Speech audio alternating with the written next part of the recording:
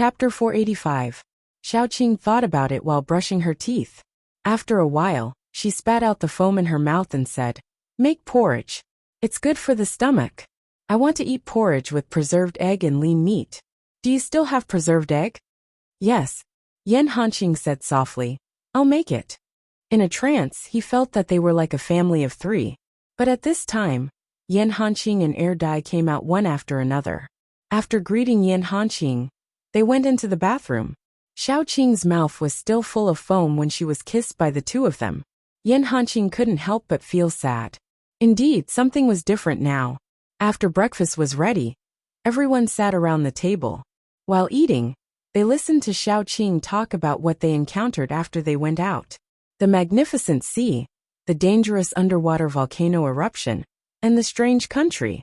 Gu Panpan was surprised. Although Xiao Tong couldn't speak, her eyes were glued to Xiaoqing with curiosity. When breakfast was almost finished, Xiaoqing suddenly said, "I'm going to get married. How about picking a good day?" Everyone present, including Dai and Yin Qiyue, was dumbfounded. Especially Qiyue. He had never thought about marriage. After all, in the apocalypse, it was only him and Dummy who followed Xiaoqing. Marriage was just a dream for him, nothing more. He didn't expect that Xiaoqing would take the initiative to mention it. In fact, after she mentioned it, Xiaoqing also felt that it was inappropriate. Dai hadn't recovered his memory yet. It was a bit inappropriate for her to make such a decision. The most anxious one was Gu Panpan. She asked eagerly, "Sister Qing, who are you going to marry?" Xiaoqing coughed and said, Dai Yin Qiyue." She announced domineeringly, "They are both mine." Gu Panpan was furious. Look, even Yin Qiyue, who came later, was ahead of her. What about her brother? No wonder he couldn't find a wife. At this moment, Gu Panpan was not the only one who was shocked. Everyone was shocked, such as Yan Hanqing. The veins on his hand that was holding the spoon were about to pop out. His face remained expressionless. Xiaoqing said very calmly, "After experiencing the previous experience and the wandering on the sea, I realized a lot. Life is not long, but it's not short either. It's only 100 years, so we should enjoy ourselves. I like them and they like me.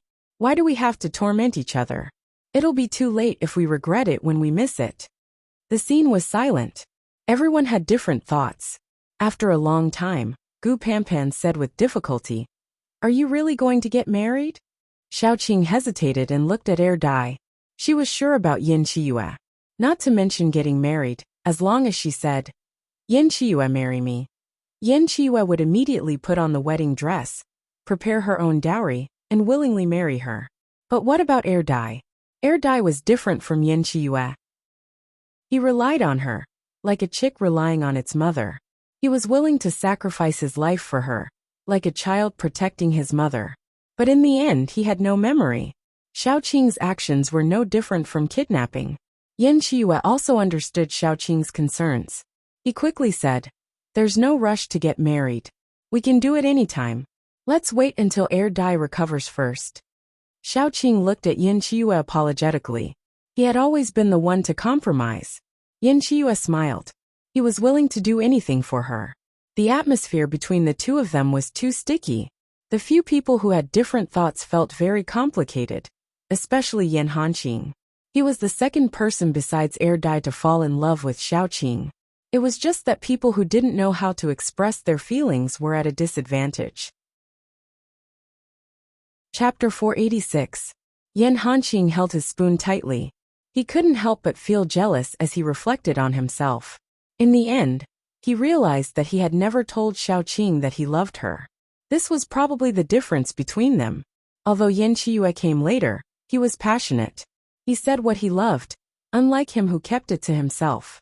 If he kept it to himself, someone else would beat him to it. It would be a lie to say that he didn't regret it, but it was too late for regrets.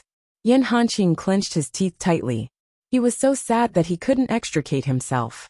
In the end, he suddenly realized a very serious problem. If Xiaoqing could accept Yin Qiyue and Dai, did that mean that she could also accept him? No matter what, he had an advantage over some people. He had been to third base before. If he learned from Yin Qiyue and pestered her, he might still have a chance.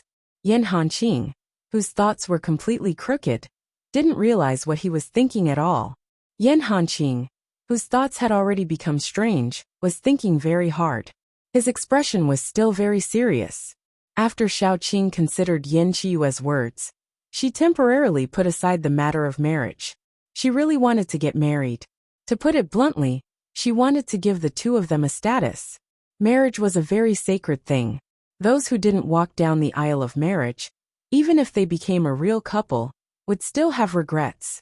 Xiaoqing wanted to hold a wedding. Although they couldn't get a marriage certificate at this time, she still wanted to use this wedding to tell everyone. Yan Qiyue and Air Dai were her lovers. They were the people she wanted to spend the rest of her life with. They were husband and wife. Xiaoqing, who had no choice but to put this thought aside, was a little unhappy. However, with her son accompanying her, she wasn't in a bad mood. Her son was very obedient. Xiaoqing accompanied Little Bun to shovel the sand or something. Little Bun suddenly asked Xiaoqing, "Mama, are you looking for a stepfather for baby?" Xiaoqing hesitated for a moment. Then she coughed and said, "Baby, don't you like Qiyue? Don't you like Dazed? Bao Bao likes Dai Dai, but I don't like that big baddie Qiyu." The Little Bun pouted and said, "He looks like a bad guy. Does Mama want him to be baby's stepfather? But everyone says that after having a stepfather, there will be a stepmother. After having a stepfather, Mama won't want Bao Bao anymore." Xiaoqing felt that there was still a problem. Perhaps some people were born to be incompatible. Little Bun had never liked Yan Qiyue, but Yan Qiyue was her partner. If Little Bun and Yan Qiyue didn't get along well, she would be in a difficult position. Therefore, Xiaoqing asked the Little Bun very seriously, "Did Uncle Qiyue do anything bad to you?" Little Bun thought for a long time, then shook his head hesitantly. Xiaoqing continued to ask, "Then did Uncle Qiyue not treat you well?" Little Bun thought for a long time, and continued to shake his head. Xiaoqing patted his head. "Then why did you say that Uncle Qiyue is a bad person? Because he looks like a bad guy."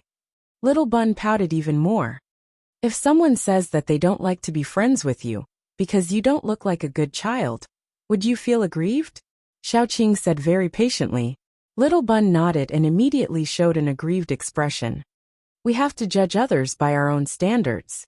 If you don't want to be like that, then why do you want to treat others like that?" Xiaoqing said very gently, "Mama likes Uncle Qiyue a lot, and wants to marry him, so that we can become a family. Therefore, Mama hopes that Bao Bao can like him too. Don't look at him with a strange gaze, okay?" Little Bun nodded seriously. Then, he thought that everyone said that it was very tiring for a single mother to take care of a baby. Mama worked so hard to raise him, and finally found someone she liked. If he were to mess things up for Mama, Mama would definitely be very upset. Then he would reluctantly like Yan Qiyue. If Yan Qiyue married his Mama, did that mean that he could bully Yan Qiyue to his heart's content? Thinking about it this way, it was pretty good. Little Bun quickly changed his mind. "Mama, don't worry and marry Dai Dai and Yan Qiyue." Little Bun clenched his fist and said, "I will take good care of my daddy." Of course, this take care referred to Dai Dai. As for Yan Qiyue, he would also take good care of her. "My baby is so obedient." Xiaoqing went up and gave Little Bun a big kiss. Then she said, "Bao Bao has grown up and is becoming more and more obedient." Xiaoqing, who solved this important problem, breathed a sigh of relief. After all, people were most afraid of a fire in their backyard. After she settled everything, she just had to wait for Air Dai to recover his memory. As soon as Air Dai recovered, she would immediately propose. If Air Dai was still willing to be with her, that would be the best. If Air Dai changed his mind, it didn't matter. She could still play in the small dark room after she was knocked unconscious. No, she would let go. She really would. After solving this problem, Xiaoqing's mood was a lot better. Every day, she would tease Little Bun, bully the little girl zombie, and hug the two zombies at home. Her life was simply like a fairy, and Yan Hanqing was already on the verge of exploding. Chapter 487. Some things once accumulated could erupt all at once, could be very scary. Yan Hanqing was one such example. Other than accompanying the children, Xiaoqing would practice her skills when she had nothing to do. Usually, her opponent was Yin Hanqing. After all, Yin Hanqing had learned a thing or two from her. Even if he didn't use his special ability, he was still evenly matched with her. On this day, Xiaoqing had agreed to practice with Yin Hanqing. However, after eating and running for a while, there was still no sign of Yin Hanqing. Xiaoqing went upstairs to check on Yin Hanqing. She pushed open Yin Hanqing's door. The door wasn't closed, so she stuck her head in to look around. However, she didn't see anyone. Where did Yin Hanqing go? She entered the room and shouted, "Hanqing, I'm here." Yin Hanqing's voice came from inside the room. He sounded a little weak. Xiaoqing frowned and walked over. "Hanqing, what's wrong?" As soon as she walked in, she was stopped by Yin Hanqing. Xiaoqing was stunned for a moment. She instinctively wanted to pull her hand away, but she saw Yin Hanqing's red eyes. Her movements immediately stiffened. She didn't know what to do. "Maybe the two of us need to have a good talk," Yin Hanqing said calmly. Xiaoqing was silent for a moment before she said, "Let's go outside." The two of them walked one after the other to the sofa outside. Yin Hanqing poured Xiaoqing a glass of water. His actions were very calm. Xiaoqing took the glass of water and asked, "What's wrong?" Yin Hanqing had always been a man of few words. He hesitated for a long time, probably thinking about how to say it. In the end he asked slowly, "You're with Air Dai and Yin Chiyue?" "Yeah."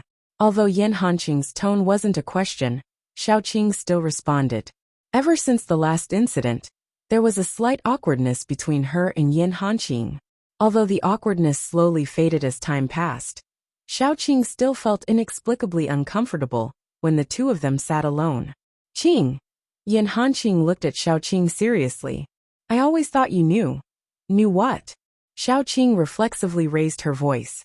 It was as if she knew that what Yin Hanqing was going to say next would make it difficult for her to choose. "I thought you knew that I liked you." Yin Hanqing dropped a bomb and laughed bitterly at himself. Then he said, "I didn't know how to speak since I was young, so I didn't talk much.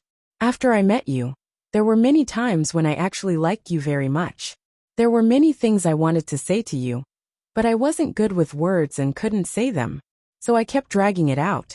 In the end," he said helplessly, "have I never told you that I like you?" Xiaoqing was dumbfounded.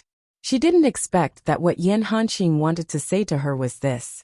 She could actually feel that Yin Hanqing treated her differently, but she had been avoiding it, especially after she got together with Air Dai and Yin Chiyue. With Air Dai and Yin Chiyue, it wouldn't be good for Yin Hanqing if others saw her ambiguous words with Yin Hanqing. She couldn't let others think that she loved every man she met. "I suddenly remembered that I still have something to do," Xiaoqing quickly said. Then, just as she stood up before she could leave, Yin Hanqing grabbed her wrist and pressed her down on the sofa. "Why are you avoiding it?" Yin Hanqing's handsome face was inches away. He had always been a strong man, but at this moment his eyes were red. He clenched his teeth and asked Xiaoqing a second time, "Why are you avoiding it?" Xiaoqing trembled. She didn't know how to answer. She gently pushed Yin Hanqing and said, "I really have something to do." Chapter 488. Yin Hanqing looked at Xiaoqing affectionately and painfully. "I've liked you for a long time. From the first time you appeared in front of me. Or did I lose? Was it because I didn't know how to express myself? Qing, can you give me a chance? I want to marry you." What did it feel like to confess to a man who was as silent and stern as a mountain? Anyway, Xiaoqing was stunned. She was silent for a long time before saying, "I already have a partner." One more is fine." Yin Hanqing's mouth finally became clever for once. He continued, "We did it as husband and wife." Xiaoqing said with difficulty, "That was just an accident. But that did happen between us. I have to take responsibility for you." Yin Hanqing insisted. He had practiced in front of the mirror for a long time, just for this day. He wasn't good with words, so he had to organize his words in front of the mirror over and over again. He didn't know how to speak, so he wrote down everything he wanted to say on paper and repeated it over and over again. He didn't know anything else. He only knew that he liked Xiaoqing, so he had to fight for it. If he didn't even fight for it, He deserved it if he didn't get it. How would he know if Xiaoqing wouldn't accept him if he didn't try? I don't need. Xiaoqing was forced back step by step. Her back was tightly pressed against the sofa. She had never been confessed to like this before. Yin Qiyu only knew how to act coquettishly, and Dai was the cute type. It was the first time she had encountered a confession that was filled with masculinity and aggression like Yin Hanqing's. So she panicked. At this moment, Yin Hanqing was possessed by Yin Qiyu. He said shamelessly, "Okay, but that was my first time. You have to take responsibility for me." Xiaoqing was stunned. It took her a long time to recover. She stuttered, You are a man. How can I take responsibility?" Yin Hanqing was eloquent. It was impossible to tell that he was a man of few words. "You are discriminating against men and women. Why don't men need to take responsibility? I need you to be responsible." The Spartan Xiaoqing. Was this still the honest man she knew? Bang! What kind of monster was this? Xiaoqing, who really wanted to shout this sentence, quickly calmed down and returned to her normal state. Then she said, "Hanqing, let's not joke around." "You know, I'm not joking," Yin Hanqing said expressionlessly. "Xiaoqing, I like you. I love you. I'm willing to give you everything I have, including my heart and my life. Why don't you admit that you have me in your heart? If you don't have me, why are you running away?" Xiaoqing's heart, which had just calmed down, was in a mess again. She grabbed Yin Hanqing's shoulder and tried to calm down again. "Hanqing, that's enough. No matter what, I have a boyfriend now. You have to think carefully. Why can Dai and Yin Qiyu, but I can't?" Yin Hanqing looked very calm, but in fact his heart was in a mess. He really didn't understand why Xiaoqing could accept the two of them, but rejected him. Xiaoqing took a deep breath and said, "Liking is a matter between two people. It doesn't mean that I have to like you just because you like me. It doesn't mean that I have to be with you just because you love me. Liking is equal. It takes two hands to clap. A melon that is forcefully picked is not sweet." Xiaoqing knew that these words might be unpleasant to hear, and it would make one's heart cold. However, just like moon-gazing whitewater, it was better to get the pain over with. Instead of letting Yin Hanqing's love for her become an obsession, it was better to cut it off. If Yin Hanqing was estranged from her because of this, it couldn't be helped.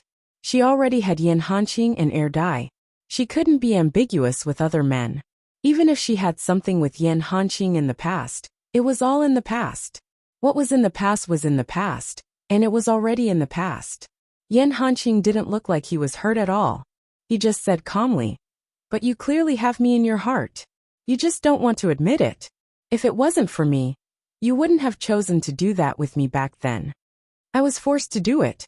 As soon as Xiaoqing spoke, she was interrupted by Yin Hanqing. "You clearly had other choices. For example, you could have gone somewhere else to find another woman. You could have done it in time, but you chose to help me. Isn't it because you have me in your heart? Because I know that you wouldn't have done it with someone else." Xiaoqing was stunned halfway through her words. In fact, she knew and cared about him. She also had him in her heart. Yes, it was just that she refused to admit it. "Let me calm down." Xiaoqing quickly pushed Yin Hanqing away and ran out like a gust of wind. Everything that Yin Hanqing said to her today left her at a loss. Her whole person was in a mess. She didn't think that Yin Hanqing would suddenly confess to her, and it was even so. In short, Xiaoqing was in a terrible mess right now. In the room, Yin Hanqing sat calmly on the sofa. He didn't stand up to chase after her. He just quietly picked up the glass of water that Xiaoqing drank from, and drank it all in one gulp. In the past, he was too quiet and didn't know how to speak. Therefore, some things were taken advantage of by others. Now he understood that if he loved someone he had to say it. What was the point of holding it in? If he held it in, would the woman he liked know? Even if the woman he liked knew, would he still have to wait for her to confess? No, the end result would only be that the woman he liked was confessed to by someone else, and then they became a couple. A lot of what he said today was very intense, and it would also provoke Xiaoqing. Yin Hanqing was very clear about this. However, now that Xiaoqing and Yin Hanqing were together, if he didn't give her a strong dose of medicine, he really wouldn't have any chance at all. Actually, his original idea was to take advantage of Xiaoqing's chaos to open her heart. However, when it came to it, he realized that it was a little difficult. Just let her be alone. This matter wasn't easy to solve. After all, he was indeed a step too late. Someone had already beaten him to it. The one who made the first move was the strongest. The one who made the move later would have to work 100 times harder than the one who made the move earlier. However, he had enough patience to wait and wear her down. He would definitely be able to wear down this stubborn rock called Xiaoqing. Xiaoqing left as if she was escaping. Her footsteps were in a mess. Then she gave Yin Qiyue, who was coming downstairs, a shock. "Ah Qing, what's wrong with you?" Xiaoqing quickly calmed down. Then she coughed and turned her face to the side. "I wanted to go out. I left in a hurry. Do you want to go together?" Yin Qiyue walked over. "I was just about to go out for a walk." Xiaoqing looked left and right. Then, she had a flash of inspiration. "I've broken through to level 6. I'm about to look for a mutated plant. Let's go out again in a few days." She definitely wasn't running away. Chapter 489. In order to prevent Yan Hanqing from causing any more trouble, Xiaoqing ran very fast. She packed her things and ran out. But this time there were more people going out. In addition to Er Dai and Yin Qiyue, there were also Xiao Bao, who was hanging on Xiaoqing's body, Yiya, and Xiao Bao's 2 little tails. There was also a little girl zombie, named Xiao Hua by Xiao Bao, because she especially liked flowery dresses. There was also Xiao Yu, who liked to live in people's chests. In fact, it was very irrational to bring 2 zombies out. However, as soon as her son went out, the 2 zombies followed him out like little tails. Xiaoqing had no choice but to bring them out, because she didn't think about mutated plants before. She just ran out to escape. Xiaoqing didn't even think about where to find the mutated plants she needed. Currently, she had all kinds of plants except for the healing type. She didn't want to find any more healing type plants. She was going to look for pure attack type plants. It didn't matter if she couldn't find any. Anyway, she came out to relax. While escape. Before leaving, Xiaoqing told Gu Panpan to look around Jiang City to see if there was a suitable place to plant. Then she could plant some crops. It wasn't small like her own vegetable field, but the kind that could feed a lot of people. Anyway, there were so many zombies as free labor. It would be a waste not to use them. This was Xiaoqing's last escape route. If the situation outside was really unimaginably bad, she would bring her friends in first. She would save some food and so on just in case. After the apocalypse, both the land and the water were polluted by zombie poison. Almost all the plants had mutated. Except for some special places where there was pure soil, there were no normal plants to be found. Just like what they ate, the fruits and vegetables grown in the base were all mutated. After instructing Gu Panpan, Xiaoqing ran away. Yan Hanqing didn't feel sad because of this. Instead, he was very calm. He could see that Xiaoqing still cared about him. Otherwise, she wouldn't have run away. It didn't matter. She needed time to accept it, and he also needed time to relax. As long as he persevered, there was no corner that he couldn't find. Xiaoqing held Xiao Bao's hand, and Xiao Bao held Xiao Hua's hand. Xiao Yu was lying on Er Dai's neck. Yin Qiyue on the right was escorting them. It was like a big family trip. After leaving the base, they realized that Rivertown was too peaceful. Other than the occasional disturbance from 2 or 3 of their kind, there was no movement at all. The outside world was now filled with zombies attacking everywhere. After zombies reached level 5, they would start to have special abilities, just like superpowers. For example, Xiao Hua's atomization was one of her special abilities. These special abilities couldn't be seen at the beginning. As zombies evolved, they gradually revealed their special abilities. For example, some low-level zombies could control zombies of their own kind. They were usually spiritual-type zombies. There were also some more common types of strength and speed. After zombies evolved, they wouldn't be able to control natural elements as nimbly as human superpowered people. They also had the special abilities of natural elements, but they were often different from human beings. For example, zombies with wind abilities could be used to increase their speed. They could also fly for a short period of time. Another example was Xiaobao. He was born with the ability to devour. When he reached level 5, he would evolve again. By then, he might be able to release his devouring ability. Chapter 490. Level 5 zombies could control their own kind and form a zombie tide. Xiaoqing walked along the way and found many small bases that had been attacked by zombies. Yin Chiyue explained to Xiaoqing while walking, I gathered the information and found that the bases that were attacked, whether they had the chance to evacuate or not, have all started to evacuate to the large bases. Currently, there are almost no small bases in the country. North of Yinjiang is controlled by a few large bases with Jingdu as the main one. South of Yinjiang, there are also a few large bases that have merged. However, after these small bases have merged with the large bases, they still need to be reorganized. I have a feeling that the real apocalypse is about to begin. Why was it that ambitious and ruthless people emerged in troubled times? Because troubled times could stimulate people's ambitions. Now was the troubled time of the apocalypse. Who didn't want to unify the apocalypse? Although Jingdu's status was high, it was nothing in the face of power. Xiaoqing was very clear that because of the outbreak of the zombie tide, people were unprecedentedly united. The integration of the bases would be carried out very quickly. Some large bases might even be overtaken by the small bases.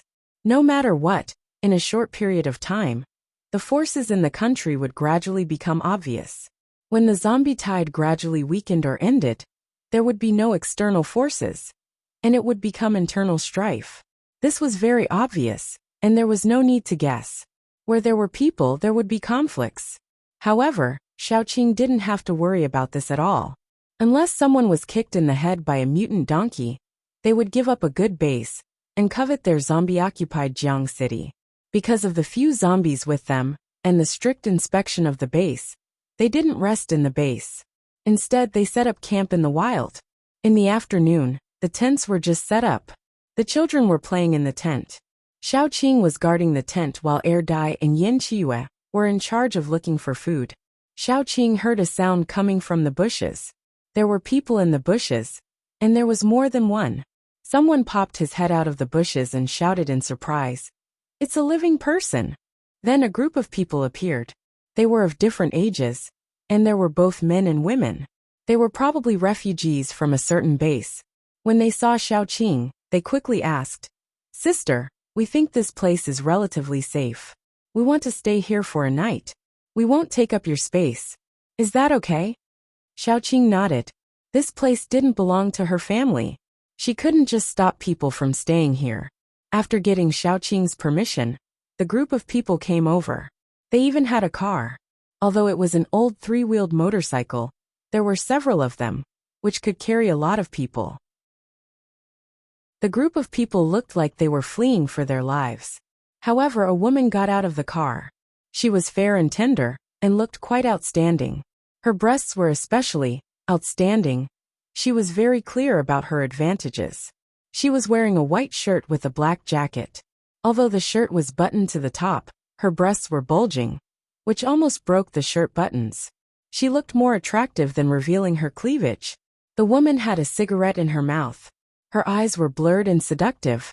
After getting out of the car, she looked at the ground with disgust. Then, she called in a sweet voice, "Run." A man came out and made an earth chair for her with his earth power. He even picked some leaves and put them on it. After that, the woman sat down and called in a sweet voice, "Brother Yao, get me some water to wash my face. It's dirty and dusty." Chapter 491. Another burly man sized her up and teased, "Can't you get out of the water by yourself?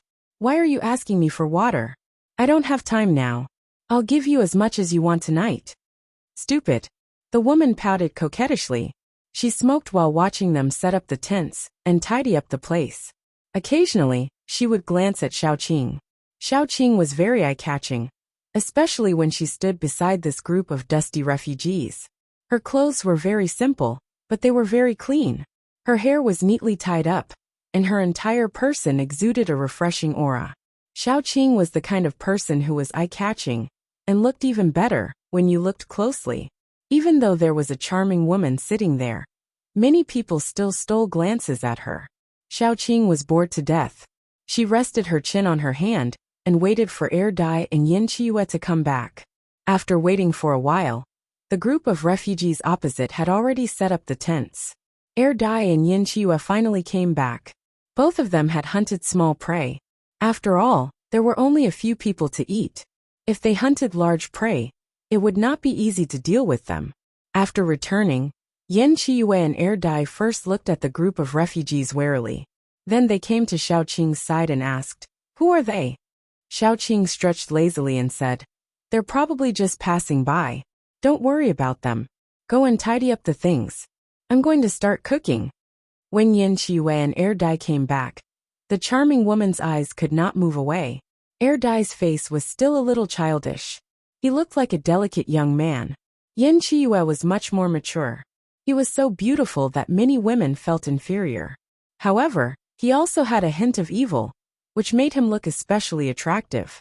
The woman did not hide it. She openly stared at Yin Qiyu. Yin Qiyu was too lazy to pay attention to her. She sat aside and tidied up the prey in her hands. Before they returned, they had already found a place with water. They skinned the prey that needed to be skinned, and cleaned up the internal organs that needed to be cleaned. Now they only needed to follow Xiaoqing's instructions and cut the prey into pieces. That was enough.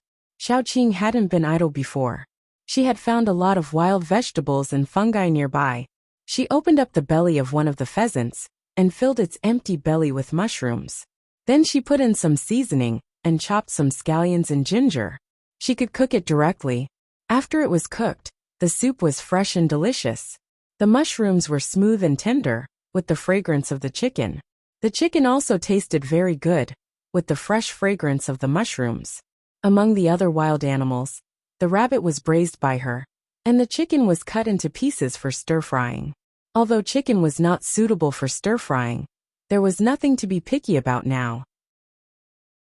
As soon as Xiaoqing started working, many people shifted their gazes to her. Some of them were drooling as they looked at the mutated animals that had turned into ingredients under her hands. Not everyone could be like Xiaoqing and the others, using mutated animals as food and hunting as they pleased. 9 out of 10 mutated animals had a certain degree of aggression. Ordinary people might not be able to beat a mutated pheasant. Moreover, although being bitten by a mutated animal wouldn't turn into a zombie, the smell of blood would attract zombies and other mutated animals. In short, mutated animals were not to be trifled with. Unless they had outstanding strength, few people could be like Xiaoqing and the others, eating wherever they went. If they wanted to eat wild animals, they could just hunt them directly. Those people just looked at them for a while and gave up. Those who dared to use mutated animals as food were at least paranormals. Moreover, the most precious thing in the apocalypse was food. It was even said that you could covet other people's women, but you couldn't covet other people's food. In the apocalypse, wives and children could be exchanged for food. Thus, it could be seen how important food was. Especially those paranormals, each of them had a strange temper. Maybe they would cause trouble if they looked at other people's food. Now this group of refugees were all homeless. It was not an exaggeration to say that they were stray dogs. How dare they cause trouble? Although Xiaoqing didn't know what they were thinking, she was working hard to make the fire bigger. Her son must be hungry. She had to make the meal quickly. Then the meal would be ready. As soon as the pot was opened, the fragrance immediately drifted out. Not to mention that these refugees were running for their lives. Even in normal times, they had never smelled such a fragrance before. It was the apocalypse, and they couldn't even fill their stomachs. How could they want to eat meat? Everyone tried to stretch their noses, as if they could breathe in the fragrance of the meat into their stomachs. When some people looked at the pot in Xiaoqing's hand, their eyes turned green, like hungry wolves. Xiaoqing called Yin Qiyu over to taste it. It was ready, so she carried the food into the tent. She couldn't let the refugees see Xiaohua and the others, otherwise, they would be scared to death. Chapter 492. It was difficult for the refugees to fill their stomachs, let alone eat meat. They gnawed on the dry food in their hands. and then raised their noses and eyes to catch the aroma in the air. They looked at Xiaoqing's meat dishes. The charming woman looked at the hardtack in her hand, and then looked at the food in Xiaoqing's hand. She said coquettishly, "Run, Brother Yao, I want to eat meat too." The two men looked at each other. They really did not dare to leave the group to hunt. Otherwise, mutant animals and zombies would jump out of nowhere and eat them like desserts. After the apocalypse, there was no safe place in the wild.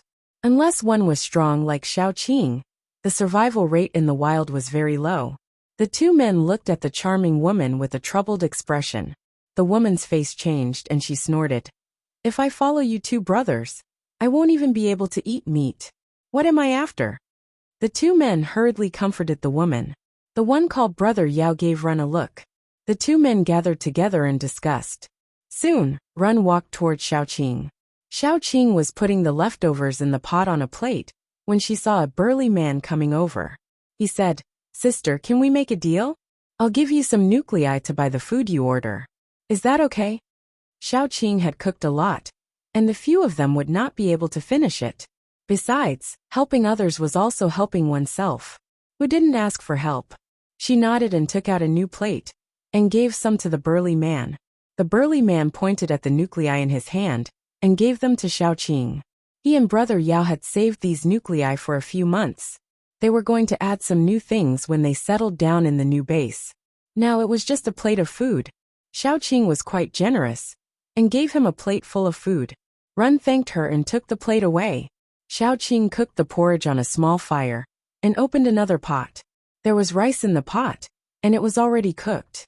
She scooped more rice and carried it into the tent. After our Run brought the dishes back, the woman immediately picked up a piece of meat with her hand. The meat was delicious. She smacked her fingers and tugged at our Run's sleeve. "Why is it chicken? I want to eat braised rabbit head." "They only have one rabbit head. They definitely won't sell it," Run said with a headache. The woman was immediately displeased. She glared at them and said, "Brother Yao, Run. I've suffered a lot ever since I followed you two brothers. I want to eat a braised rabbit head now." "You." Brother Yao quickly said, Okay. I'll think of something." In the post-apocalyptic world, the number of women had decreased drastically. For people like them, it was already considered lucky for their brothers to marry the same wife. Most of them were unable to find a girlfriend. His wife should be doted on. The chicken had already been moved, and he couldn't bring it back to let others exchange it. He touched his pocket, and found the only crystal core left. He walked over. Xiaoqing just happened to come out of the tent, because the chicken soup was ready at this time. Then he saw another burly man coming over. Brother Yao was a little embarrassed as he grabbed a handful of nuclei and said, "It's like this. Can I exchange the braised rabbit head with you?" The burly man, who was more than 1.8 meters tall, blushed because of embarrassment. Xiaoqing suddenly thought of Yan Hanqing. When he was shy, his ears would turn red, and then it would spread to his cheeks. He was so cute. Xiaoqing quickly threw the thought out of her mind and nodded. Okay. Anyway, no one in her family ate a rabbit head. Otherwise Yiya would be rolling on the ground. Brother Yao thanked her gratefully, and went back with the rabbit head. Chapter 493. Xiaoqing took out the whole chicken from the pot. She opened the belly of the chicken, and took out all the mushrooms mixed with the soup. This part was the most delicious. She added some chicken soup and scooped a bowl of it. She planned to serve it to the few in the tent later. Then, she tore the whole chicken into strips, threw it back into the pot, and extinguished the fire. After a while it was ready to be eaten. The woman was jealous again. Ever since Er Dai and Yin Chiyue came over, her eyes had not returned to normal. Why? They were both women, and her looks were not inferior to Xiaoqing's. Xiaoqing had 2 handsome men accompanying her, and those 2 men were very outstanding. They could hunt prey, while she only had 2 burly men who were not very capable. She looked at Xiaoqing, and then looked at her. She had always been the one envied by others. She should be the one envied by others. But now, she could only envy others. Why? Jealousy had made the woman lose her mind. She looked at Xiaoqing not far away and gritted her teeth. She deliberately shouted, "I want to drink chicken soup again." Run and Brother Yao were really out of ideas. They had spent most of the crystal nuclei they had saved. They had to keep some for future preparations. If something happened in the future, they would not be penniless. Jiao, we don't have any more crystal nuclei. Run said helplessly. The woman's eyes turned red. She kept hitting Run. Why did I follow you two useless people? You can't even drink a bowl of chicken soup. I don't care. If you don't get it for me, I'll get it myself. Jiao Jiao. Brother Yao shouted a few times, but he could not stop her. He hurried forward to pull her back. But the woman ran fast. At this moment, she was already in front of Xiaoqing's tent. She lifted the curtain of the tent. Before she could say anything, she saw an infant zombie turn its head from Erdai's neck and stare at her with a pair of black eyes. She was stunned. She immediately screamed and scrambled backward. Xiaoqing felt the veins on her forehead throbbing. When she was outside, she really didn't like trouble. When she encountered similar situations, if she could resolve it peacefully, she wouldn't mind letting others take advantage of her. Take the previous matter for example. Making things convenient for others was also making things convenient for oneself. However, when others came looking for her, she would not run away. Not liking trouble did not mean that she was afraid of it. On the contrary, she had been afraid of many things in her life, but she had never been afraid of trouble. The woman hurriedly ran out and grabbed Brother Yao's sleeve, then yelled with a frightened face. There's a zombie in there. No, that woman must be the same. They are all zombies. The woman's voice was very loud. The refugees who were eating also became vigilant, and each of them picked up simple weapons. Some of them were holding farming tools, some were holding steel pipes, some were holding kitchen knives, and some were holding wooden sticks. They were already frightened. Once they heard the word zombie, they would run away in fear. Xiaoqing lifted the curtain of the tent. Her eyes were full of tenderness. She looked at the woman and smiled. Zombie? Where is it? The woman was scared and shrank into Brother Yao's arms. She pointed behind Xiaoqing and yelled, I saw it. An infant zombie. It sits lying on that man's back.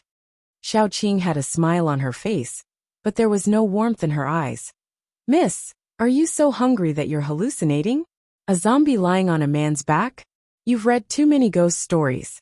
You'd better go eat. Run and Brother Yao had interacted with Xiaoqing before. They felt that she was a good person, but they also felt that the woman was too unreasonable today. They tried to persuade her. Yeah, Jiao, go eat. The food is getting cold. The woman pushed Run away and yelled, There's really a zombie in there. Why would I lie to you? I saw it with my own eyes. As she spoke, she looked into Xiaoqing's cold eyes. She shivered and her voice weakened. Xiaoqing said to the two men, You two keep an eye on your partners. My wife, child, and I are going to eat. Run and Brother Yao hurried to apologize. They blushed and said, Jiao is not like this usually. We're really sorry. We're sorry to disturb you. The woman felt so wronged. She rushed over and tried to pull the curtain of the tent open, but Run and Brother Yao stopped her. If it were a normal day, she might just pretend that she didn't see it. Even if Xiaoqing was raising zombies, it was none of her business. However, she was blinded by jealousy today. All she could think of was to expose Xiaoqing's true face. It would be best if she could incite everyone to kill her. At that time, she broke away from Run and Brother Yao. The two men didn't want to use too much strength, as they were afraid that they would hurt her. When she rushed over, Xiaoqing didn't stop her. If someone wanted to die, why would she stop her? The woman pulled down the curtain of the tent and said to the refugees, Everyone look. I'm not lying to you. There's a zombie in her tent. Dummy Air walked out. He deliberately turned his eyes into a scarlet color. Xiaoyu, who was lying on his neck, also stuck her head out. Xiaohua was biting her finger. She smiled and showed her fangs. Little Bun, who had one black eye and one normal eye, immediately frightened the refugees. They almost knelt on the ground. Xiaoqing leaned against Erdai's chest. She stretched out her grayish-black nails and lifted Erdai's chin. She looked at the woman lazily and said, What does it have to do with you whether it's a human or a zombie in my house? If you meddle in other people's business, your tongue will rot. Yan Chiwa was holding a bowl of chicken soup. She stretched her head lazily and said, "Sweetheart, come and eat after you're done." The power of jealousy was really scary. It made the woman overcome her fear. She incited everyone and said, "Look, they're zombies. Their whole family is zombies. Let's go and kill them together." No one moved. The refugees were still rational. People like Xiaoqing and the others didn't look like zombies except for a few places. At first glance, they knew that they were high-level zombies. How could they afford to offend them? Some of them even secretly scolded the woman for being a busybody. Xiaoqing and the others were hiding their identities. At first glance, they knew that they weren't going to do anything to the refugees. Why couldn't they just get along peacefully? They didn't have any powerful superpowered people in their group. How could they fight against Xiaoqing and the others? However, if they were exposed, would Xiaoqing continue to be peaceful? The woman was still instigating them. "What are you afraid of? We have more people. There's strength in numbers. How many zombies do they have? Don't be afraid. Let's go together and kill them." Chapter 494. Xiaoqing had become hot-tempered since the apocalypse, but she didn't want to kill people in front of her children. However, the woman in front of her had incited others to kill them. She couldn't tolerate it.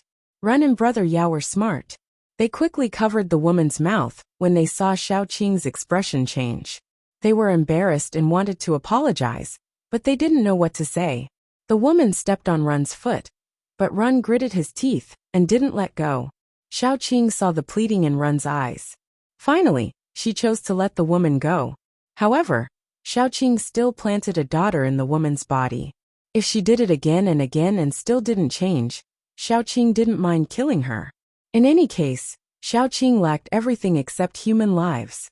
"Take care of your woman." Xiaoqing put down the curtain slowly. "Although I don't want to interfere with you, I won't tolerate it if you really annoy me." Brother Yao nodded and dragged the woman back. Xiaoqing entered the tent. She could still hear the woman's angry voice from afar. The woman had been spoiled to the point that she didn't even know what she was doing. If she continued like this, she would bring trouble to the two men. Xiaoqing was in a good mood today, so she didn't care about it. What if the woman offended another powerful man? This was the end of the world, a world where one could get used to stepping on bones. "This chicken soup is good. Do you want to drink more?" Yan Qiyu scooped a small bowl of chicken soup and handed it to Xiaoqing. Xiaoqing took it and fed it to Little Bun first. Little Fish and Little Flower were stretching their heads. They hadn't eaten such normal food since they became zombies. The two of them were very curious, especially Little Flower. She was afraid of Xiaoqing at first, because she had been beaten by Xiaoqing before. She almost lost her life. Later, she found that as long as she didn't do anything bad to Xiaoqing and Little Bun, Xiaoqing wouldn't beat her. She became bolder. For example, now she dared to ask for food in front of Xiaoqing. The two zombies that would scare people out of their wits were now lying on the edge of the table, waiting to be fed. They even looked a little cute. When the woman outside finally stopped, Xiaoqing had made the quilt and was ready to sleep. The next morning, when Xiaoqing got up, the group of refugees was nowhere to be seen. They probably ran away early in the morning. Being able to rest so close to Xiaoqing for a night had exhausted all their courage. Even though they knew that Xiaoqing wouldn't sneak in and eat them in the middle of the night, they were still scared and didn't dare to sleep. Xiaoqing didn't mind. She packed up her things and led her family in a random direction. Then they started moving. She really didn't have a specific goal. She used looking for mutated plants as an excuse to travel. Of course, the most important thing was to avoid Yan Hanqing. If the zombies hadn't sneaked into the human base, she could have taken her family to a base and strolled around the market. Now she had to stay as far away from the crowd as possible. After all, other than Yan Qiyu, everyone in their nest was a zombie. People's luck was really important. After walking for a day, they just found a suitable place to set up camp. Xiaoqing heard someone call her, "Sister Qing." Xiaoqing turned around and saw a familiar person pushing aside the grass. Her face was covered in dirt, but she still had a surprised expression. Then, a huge bear head popped out and looked at Xiaoqing blankly. Chapter 495. Qin Zishi. Xiao Qing was stunned for a moment. Then she pulled him out and asked, "Why are you here?" "Sister Qing, long time no see. How have you been?" Qin Zishi was very enthusiastic. He didn't mind that Xiao Qing's identity as a zombie had been exposed at all. "We're going to the west coast." He hesitated for a moment then said, "Here's the thing. Several countries in the earthquake zone have had serious earthquakes. Many high-level zombies have crossed the sea and come here. The higher-ups have sent people to form a team of superpowered people to patrol the coast and kill the zombies that come ashore. We're going to the coast." Xiao Qing nodded then said, "I'm fine. Don't worry. Is the situation on the coast serious?" Qin Zishi frowned then said, "The zombies that can cross the sea are not weak. There have been several level 5 zombies. At first, the casualties were quite serious, but now that we're prepared, it's much better." Xiao Qing asked, "Where are your teammates?" "They're all behind us. I'm here to explore." Qin Zishi touched Xiongda's head then said, "I didn't expect to meet you. It's fate." Xiao Qing hesitated for a moment, then pointed to her tent and said, "I've brought a few companions with me this time. They're not human. If your teammates know about it, I'm afraid there will be a conflict, so I can't invite you to dinner. If you don't mind, you can come alone." Qin Zishi nodded then said, "I'll ask my teammates to set up camp nearby. It's not too far away, and we can take care of each other. I'll also restrain them from spying on us. Sister Qing, leave me a portion of dinner. I'll come over after I set up camp with my teammates." "Okay." Xiao Qing touched Qin Zishi's soft hair and touched Xiongda's head, then urged him, "Go ahead, I'll be ready soon." Qin Zishi took Xiongda back. After a while, a group of people began to set up camp not far from where Xiao Qing and the others were. Xiao Qing stood on her tiptoes to take a look. There were some familiar faces inside. Zhu Machan was also present, so she calmly made an extra portion of rice. Very quickly, Qin Zishi brought Zhu Machan over. Xiao Qing invited the two of them to come in and eat. When the two of them walked in, they were given a fright. Xiao Hua and Xiao Yu tilted their heads and stared at them with the same expression. Their eyes were so dark that they looked a little scary at first glance. Most of the people present were acquaintances, so the two of them were not afraid. They squeezed together with Air Dai and the others at the table and waited for dinner. While eating, Qin Zishi told Xiao Qing about the current situation in detail. Unlike the Celestial Empire, almost every household in America had guns. Therefore, in the early days of the apocalypse, the casualties there were much better than in the Celestial Empire. However, in the early days, there was a lot of conflict between superpowered people and ordinary people. In the early days, superpowered people were no match for guns. Many superpowered people died under the muzzle of guns after they clashed with ordinary people. In addition, the population there was not as high as in the Celestial Empire. The number of superpowered people was originally very small. In the middle and later period, when the zombies evolved to a certain extent, guns were useless. When superpowered people became the main force, the Celestial Empire realized that there were too few superpowered people. Therefore, the zombies there did not have superpowered people as their natural enemy, so they evolved very quickly. As far as they knew, some of the zombies that had crossed the sea had already come ashore. After all, when they first discovered the situation, many zombies had already arrived. There might be level 6 or level 7 zombies among them. The situation was not very good. Moreover, the zombies were still coming ashore in a steady stream. The capital had organized a lot of manpower, but the zombie tide here was also surging. If all the superpowered people were transferred to deal with the zombies that came across the sea, what would happen here? After all, there was not enough manpower. They could take care of this side, but they could not take care of the other side. Speaking of this, Qin Zishi also had a headache. In fact, we were not so short of manpower before, but when we cleaned up the zombies that came ashore, we lost many superpowered people. After all, most of the superpowered people are still at level 3. Level 4 is the high-end combat power, and there are only a few at level 5. The zombies that can cross the sea are all at level 4. Xiao Qing asked calmly, "Can you control them?" For the time being, yes. Qin Zishi rubbed his head and said, if there is another zombie tide in the capital, we can't control this side. Xiaoqing was also aware of this. It could only be said that misfortunes never came alone. If the situation was really bad, she would not stand by and watch. After all, this was the country where she was born and raised. She could not be bullied by a group of foreign zombies. However, the people under her command were all zombies. If they were transferred to help, she was afraid that the people in the capital would raise their muzzles first. Xiaoqing did not want to be attacked from the front and the back. This matter needed to be considered in the long run. Anyway, the current situation was still under control. She was not in a hurry. She could follow them to see the situation, and then decide what to do next. The only problem was that the zombies around her were too eye-catching, which was also a problem. At this point, Qin Zishi patted her chest and said, don't worry about that. Most of the team members I brought this time are from the Qin family's guards. Even if they find out about your identities, they won't make a fuss. Okay, I'll go with you to see the situation. Xiaoqing did not tell him her plan, but Qin Zishi was already very excited. Whether Xiaoqing was a human or a zombie, she was his friend and a master. If she was willing to go with them, she would definitely help. If Xiaoqing was willing to help, the casualties of his team would be greatly reduced, which was a good thing. As such, before they even finished eating, Qin Zishi was already anxious to go back and inform his team. In the end, he was stopped by Xiaoqing. Let's finish eating first. Then, he and Zhu Machen were both given a large bowl of rice by Xiaoqing.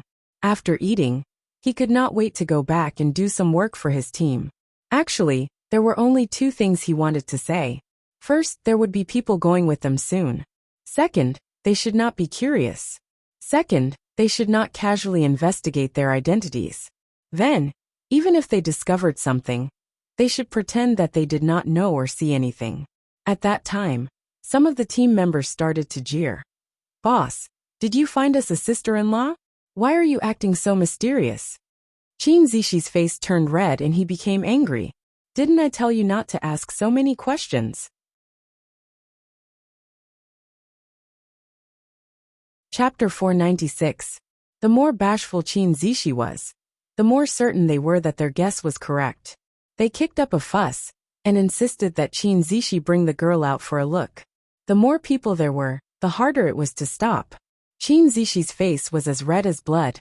It was not because he was exposed, but because he kept thinking about how Little Bun had drugged him and tried to make him Little Bun's stepfather. Thinking about how Xiaoqing was called his wife, he could not help but blush and feel shy. Don't talk nonsense. It won't be good if others hear it. She already has a child. Qin Zishi gritted his teeth. Someone immediately whistled. So it's really a girl? She already has a child.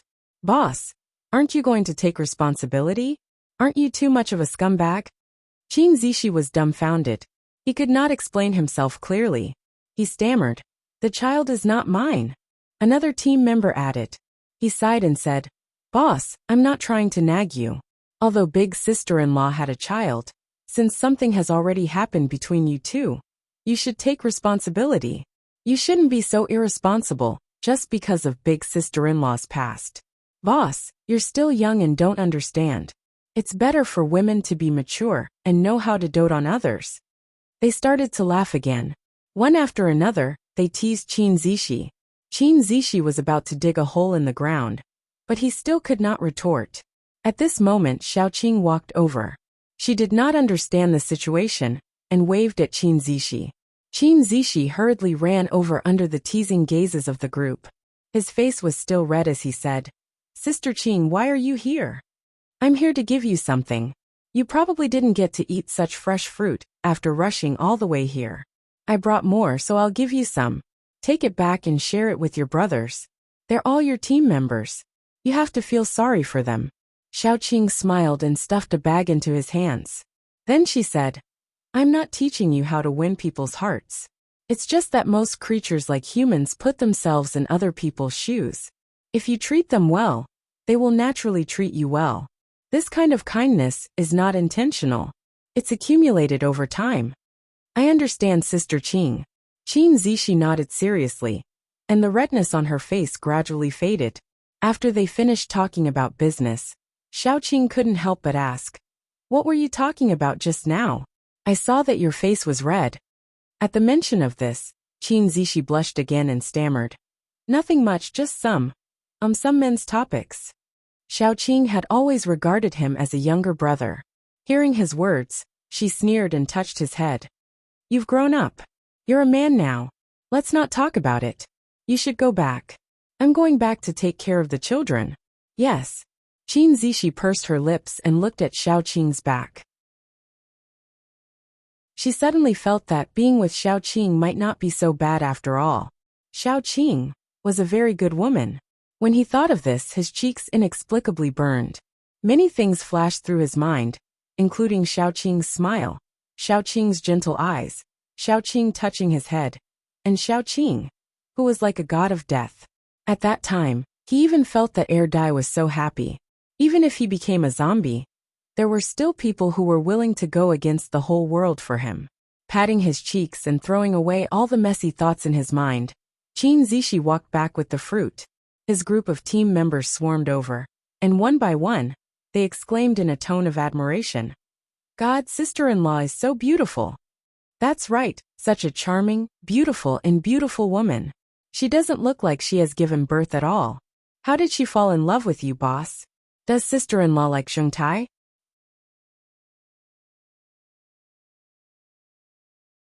Chapter 497. I'm so jealous of you, boss. My God, I haven't seen such a beautiful woman in a long time.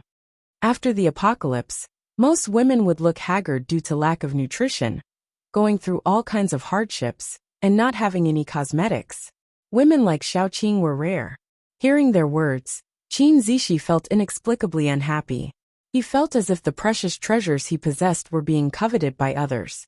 He deliberately tightened his face and took out the fruits that Xiaoqing had brought. Don't talk too much. Fruits were precious in the apocalypse. Ordinary people couldn't afford them. Some of them shut their mouths and some muttered, "Sister-in-law is so nice. Boss, you're so lucky." Qin Zishi distributed the fruits and said seriously, "It's all because of sister-in-law.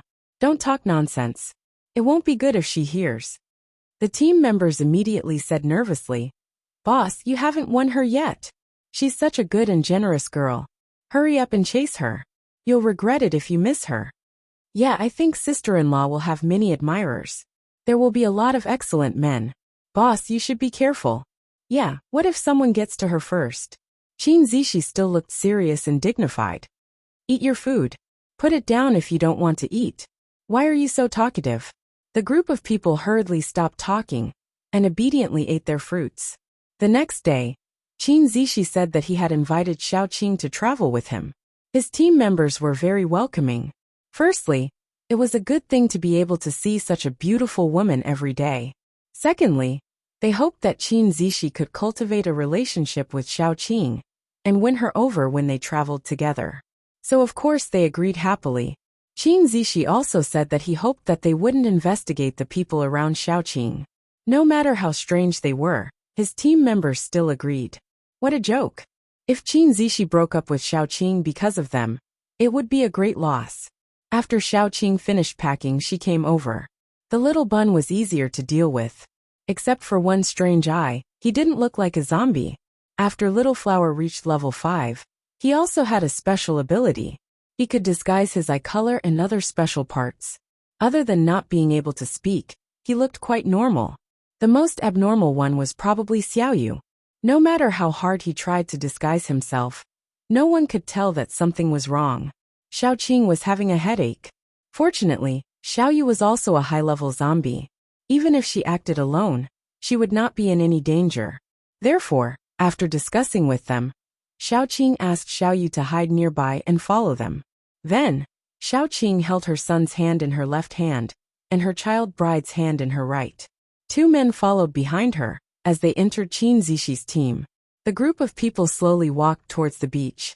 Then, all of Qin Zishi's team members treated Xiaoqing very well for no reason.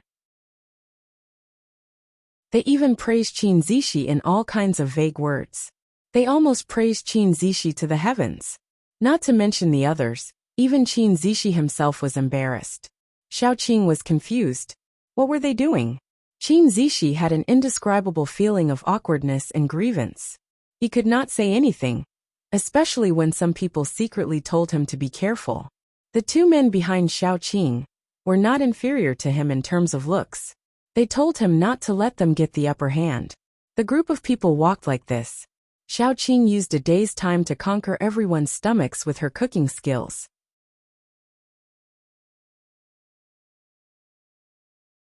Chapter 498.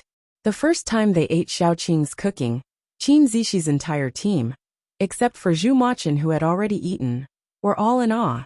It was said that at night, the entire team lined up to hug Qin Zishi's thigh, telling him that he had to win over Xiaoqing no matter what. They all acknowledged this sister-in-law. After the apocalypse, they had never eaten such good food again. If Qin Zishi could win over Xiaoqing, didn't that mean that they could eat as good as today every day? That would be a heavenly life. Xiaoqing didn't know about this. She and Air Dai picked a lot of wild fruits and gave them to Yan Qiue to identify. The poisonous ones were thrown away, and the non-poisonous ones were left to eat. Tasting all kinds of fruits was also a kind of joy, especially when you were with the person you liked. The fruits were sour and sweet. When Yan Qiue tasted something sweet, he would silently take out a special medicinal powder and apply it on it, then give it to Xiaoqing. After applying the medicinal powder, Xiaoqing could taste the fruits and wouldn't vomit. When he tasted something sour, he would silently eat it. If he really couldn't eat it, he would spit it out or give it to Air Dai. After becoming a zombie, Air Dai stuck his tongue out for the first time. If it wasn't for the fact that he didn't have much water in his body, he probably would have cried. Xiaoqing could only helplessly pat Air Dai's head in response to Yan Qiue's bad intentions. Air Dai rubbed against Xiaoqing's hand, feeling wronged. The next time Yan Qiue gave him a fruit, he would stupidly swallow it. The team members at the side gritted their teeth. They felt that their team leader was too useless. If this continued, someone else would beat them to it sooner or later. But even if the emperor wasn't worried, it was useless for the eunuchs to be worried. As a result, they became more and more attentive. During the lunch break, there would often be team members who would pick bunches of wild flowers or clear and sweet stream water to give to Xiaoqing. When they did, they would all say, "Team leader told us to give it to you." For example, every time they stopped to rest, they would clean up a place for Xiaoqing, lay a soft cloth on the floor, and let her sit down to rest. These small tasks were all fought over by a group of people. They were determined to let Xiaoqing feel how good it was to be treated as their sister-in-law. Qin Zishi was so embarrassed that she wanted to crawl into the ground and not come out. Xiaoqing only thought that Qin Zishi and the other team members were being enthusiastic, so she didn't think much of it. When she received the flowers, she said with a smile, "I'll give you an extra lunch for lunch." At noon, the wild boar that Air Dai had hunted came back. The huge mountain of meat became their lunch. They fried, boiled, roasted, and ate it in more than 10 ways. Everyone ate until their mouths were dripping with oil.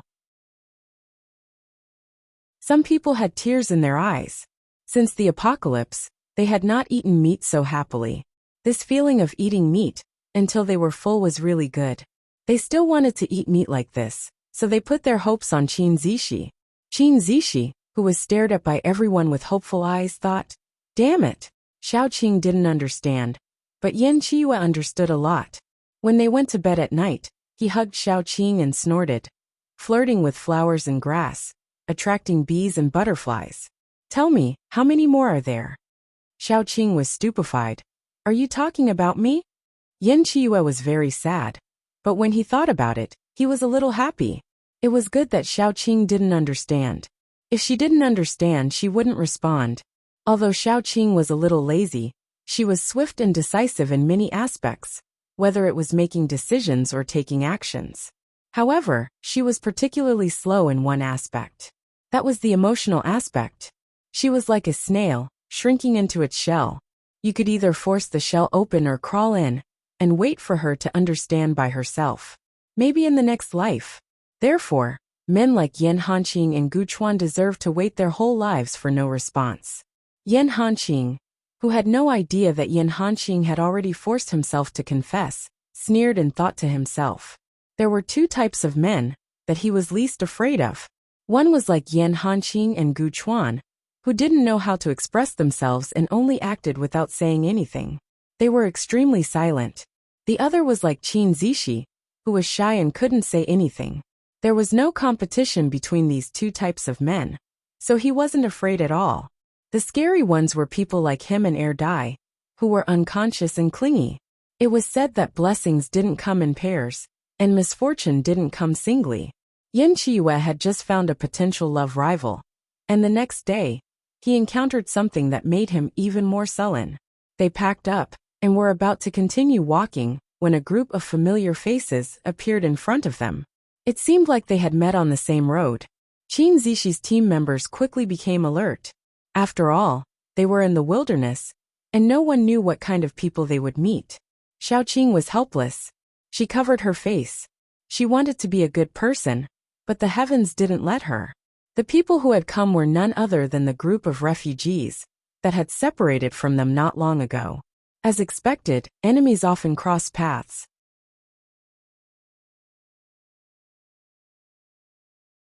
Chapter 499. The woman's eyes lit up. She hadn't given up yet. Run was ready to retreat as soon as he saw Xiaoqing. He wanted to protect Jiao, but Jiao wouldn't cooperate with him. She looked left and right, probably trying to see if Qin Zishi and Xiaoqing were in cahoots. After all, when they left, there weren't so many people around Xiaoqing, which meant that these people met Xiaoqing after they left. The baby zombie wasn't there, and the others were disguised as human beings. Maybe they didn't know the identities of Xiaoqing and the others. After all, who would be willing to travel with a group of zombies? Jiao felt that her chance had come. There were no powerful people in this group of refugees, so they didn't dare to fight against Xiaoqing. However, Qin Zishi and the others were all high-leveled superpowered people. They could definitely defeat Xiaoqing and the others. Thinking of that, Jiao's smile became more charming and sinister. She stepped forward and said in a strange voice, "Hey, we meet again." Xiaoqing glanced at her coldly. Except for Run and Yao, the rest of the refugees couldn't help but step back. "And then? What do you want to tell me?" Xiaoqing asked lightly. The woman's face was distorted. She pointed at Xiaoqing and said to Qin Zishi and the others, "You must not know that this woman and the people behind her are all zombies. I saw it with my own eyes." Qin Zishi's face changed immediately. He couldn't help but look at Jiao with a murderous look. He knew that although he didn't care about Xiaoqing's identity, it didn't mean that everyone else didn't care. This woman actually told Xiaoqing's secret so casually. She must be up to no good. He sneered and said, "If Sister Qing was a zombie and you saw her, you wouldn't be able to live until now." Jiao was stunned, and the others echoed, "That's right. Is there something wrong with your brain? Whoever you say is a zombie is a zombie." "That's right. Do we know you?" They just casually rushed up and pointed at us. "Ahem, they said they were zombies. I think you're the one with bad intentions. If Sister Qing is really a zombie, do you think she would let you leave alive?" Jiao panicked and explained, "Those people behind me all saw it. If you don't believe me, you can ask them. It's because there are so many of us that she didn't dare to kill us. Run, Brother Yao, tell me." She turned around and said with a ferocious expression. Some of the refugees wanted to say something, but they saw Little Flower turn his head and give them a strange smile. His sharp fangs shone with a cold light, as if they could easily tear their flesh and bones apart. Those who wanted to speak immediately shivered and lowered their heads, not daring to make a sound. Run tugged at Jiao's sleeve and said awkwardly, "I'm sorry. She's been acting weird these days. She's probably hallucinating because of the zombies. She's been calling everyone a zombie." Jiao slapped Run's face and said angrily, "Why did I follow a useless man like you? He didn't even dare to speak the truth. Brother Yao, tell me." "Stop it, Jiao." Brother Yao pulled Run over and was stunned. He should love his wife, but they weren't married yet. He couldn't risk his brother's life for a woman, especially one who didn't know what was good for her. "How long are you going to make a scene?" "I'm making a scene." Jiao was so angry that her chest trembled. She turned around and looked at the refugees. A bunch of cowards. Cowards. You all know she's a zombie. The people behind her are also zombies. Why don't you dare to say it? Is it because she's strong and you're afraid of revenge? We have so many people. A Jiao instigated. She looked like some evil cult.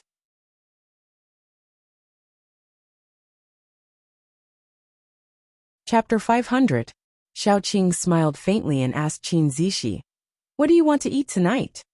Qin Zishi thought for a while and said, "We'll eat whatever you cook. As for this woman, you don't need to worry about her. I'll deal with her for you." Xiaoqing didn't say anything more. She walked over with Air Dai and the others. When she passed by Ajiao, she gave her a smile, which made Ajiao so angry that she almost died. Qin Zishi gave the people around her a look. Immediately, two people came forward and dragged Ajiao away. Ajiao struggled and said, "Zombies don't have temperature or blood. Do you dare to prove yourself?" Yen Chiyue, who had already walked a distance away, calmly bit her finger. The bright blood fell on her red lips, which looked very charming. Ajiao still wanted to say something, but Qin Zishi's team members had already covered her mouth and dragged her away. Her eyes were full of fear and despair. At this moment, she realized that it would not end well to go against some people. For example, Xiaoqing. Run and Yao both knew that they would kill Ajiao. Their eyes were full of reluctance and helplessness, especially Run. He tried to chase after Ajiao, but was stopped by Yao. He couldn't let Run die for such a woman. Speaking of which, they had already done their best. They treated Ajiao very well in daily life. It could be said that they would grant her every request. However, Ajiao was spoiled, capricious, and easily lost her temper.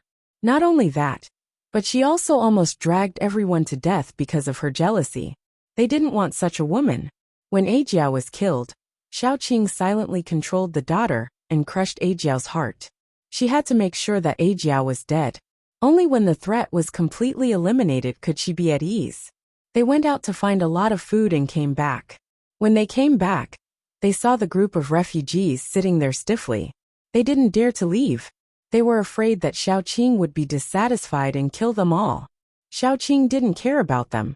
She stewed a big pot of rice and fried a dozen dishes. The group of people gathered together to eat. As they ate, one of the team members said, "That woman is really crazy. Look at Sister Qing. Who has ever seen a zombie that can talk, is so beautiful, can cook, and can eat normal food?" Xiaoqing smiled and said softly, "Brat, you're still praising me in a roundabout way. Your mouth is quite sweet." That team member hurriedly said, "Then you have to bribe Sister Qing. If you have a sister as beautiful as you know, half as beautiful as you, remember to introduce her to me." "You think you can buy me over with just one or two sweet words?" Xiaoqing said lazily. "Am I that cheap?" "That won't do." That team member said seriously, "I'll give you my captain. That's enough, right? Sister Qing, just give me a girl when the time comes." Xiaoqing smiled and lay in Air Dai's arms. She almost rolled. She stretched out her arm, and Yen Chiyue reached out to pull her. Xiaoqing pinched Yen Chiyue's finger. There was still a trace of blood on the scabbed wound. She stuck out her pink tongue and licked it. Then she said lazily, "See? These two are both mine. Don't say such things. Otherwise my two will be jealous." Qin Zishi pinched his chopsticks. He didn't know why, but he suddenly felt a little sad. He bit his lower lip and smiled. "Sister Qing, when did you get together with brother Yu? Why didn't you invite me to the wedding? We're not married yet. After a few days, when things calm down, maybe I'll hold a wedding and marry both of them," Xiaoqing said with a smile.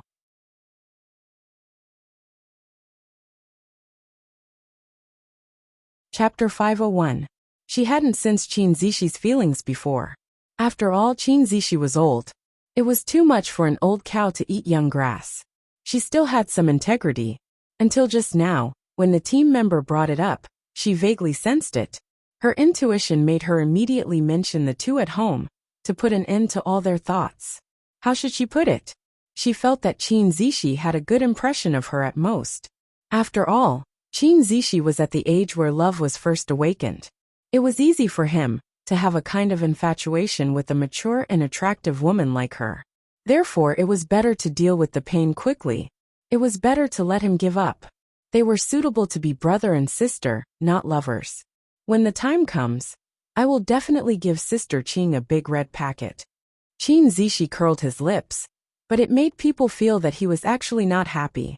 The few team members who were laughing and joking just now were instantly silenced. Especially the one who was joking with Xiaoqing.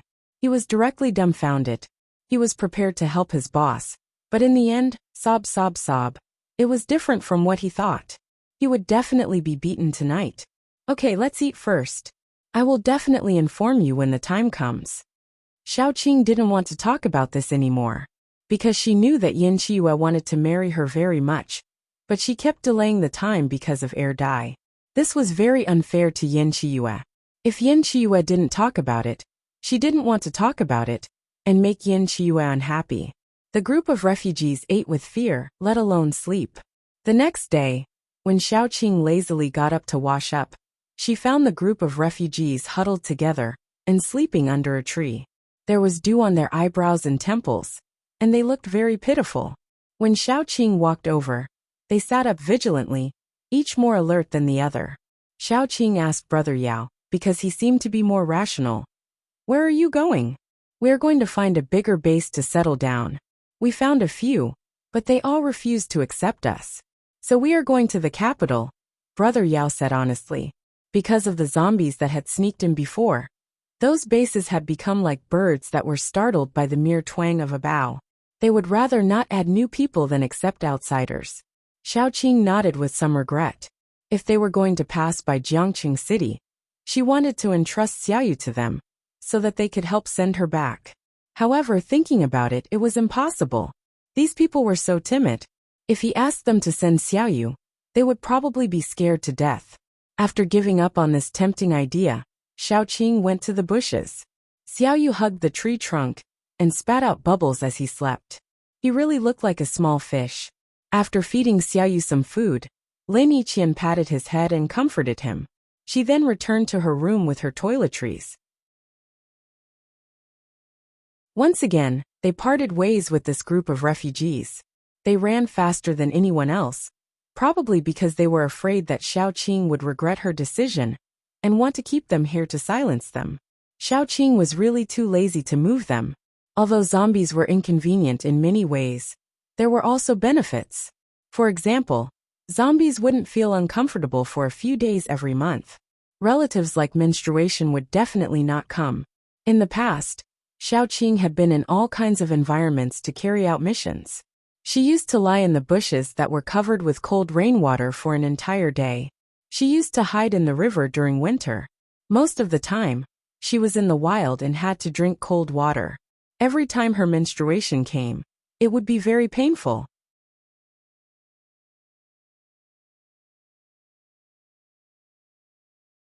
Chapter 502.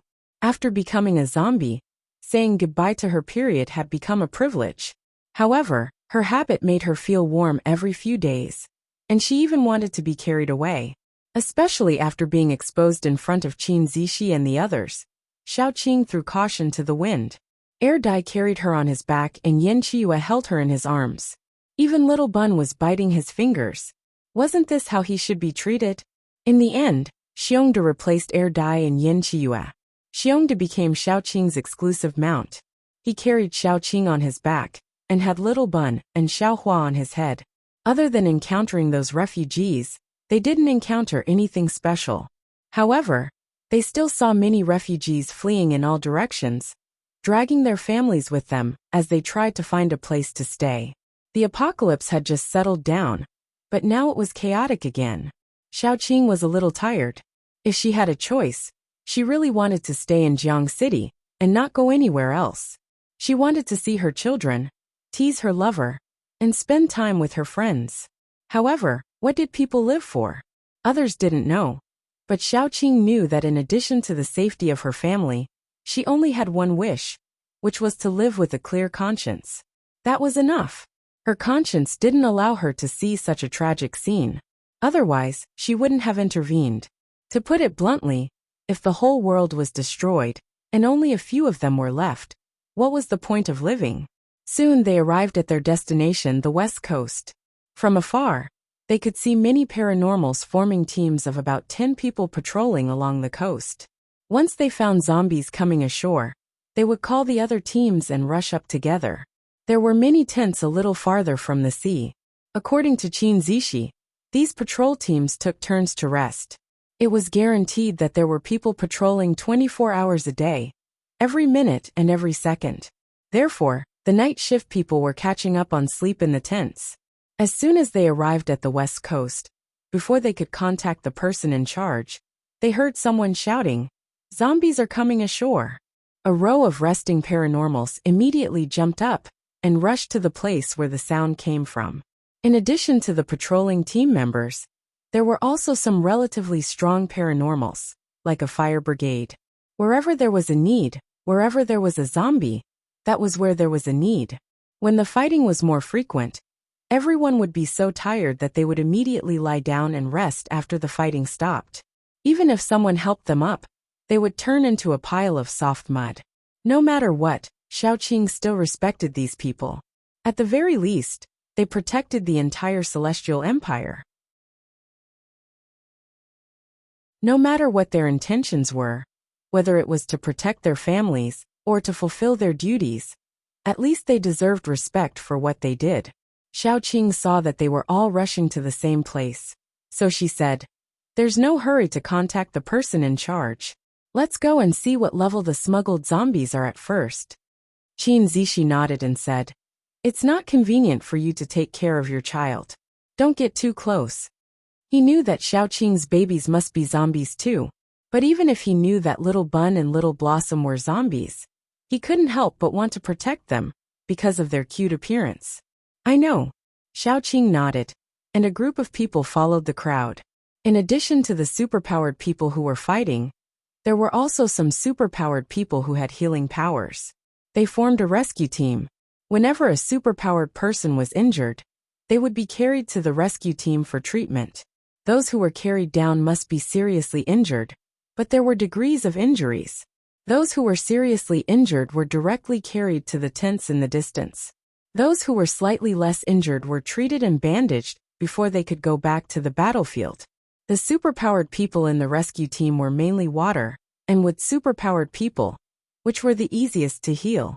Shaoqing glanced at them, then turned her eyes to the group of people who were fighting on the beach. Surrounded in the middle was a golden-haired zombie. It was very tall and looked quite strong. Half of its golden hair was missing, and its face was rotten as if it came out of a horror movie. It should be at level 4, so it was relatively easy to deal with.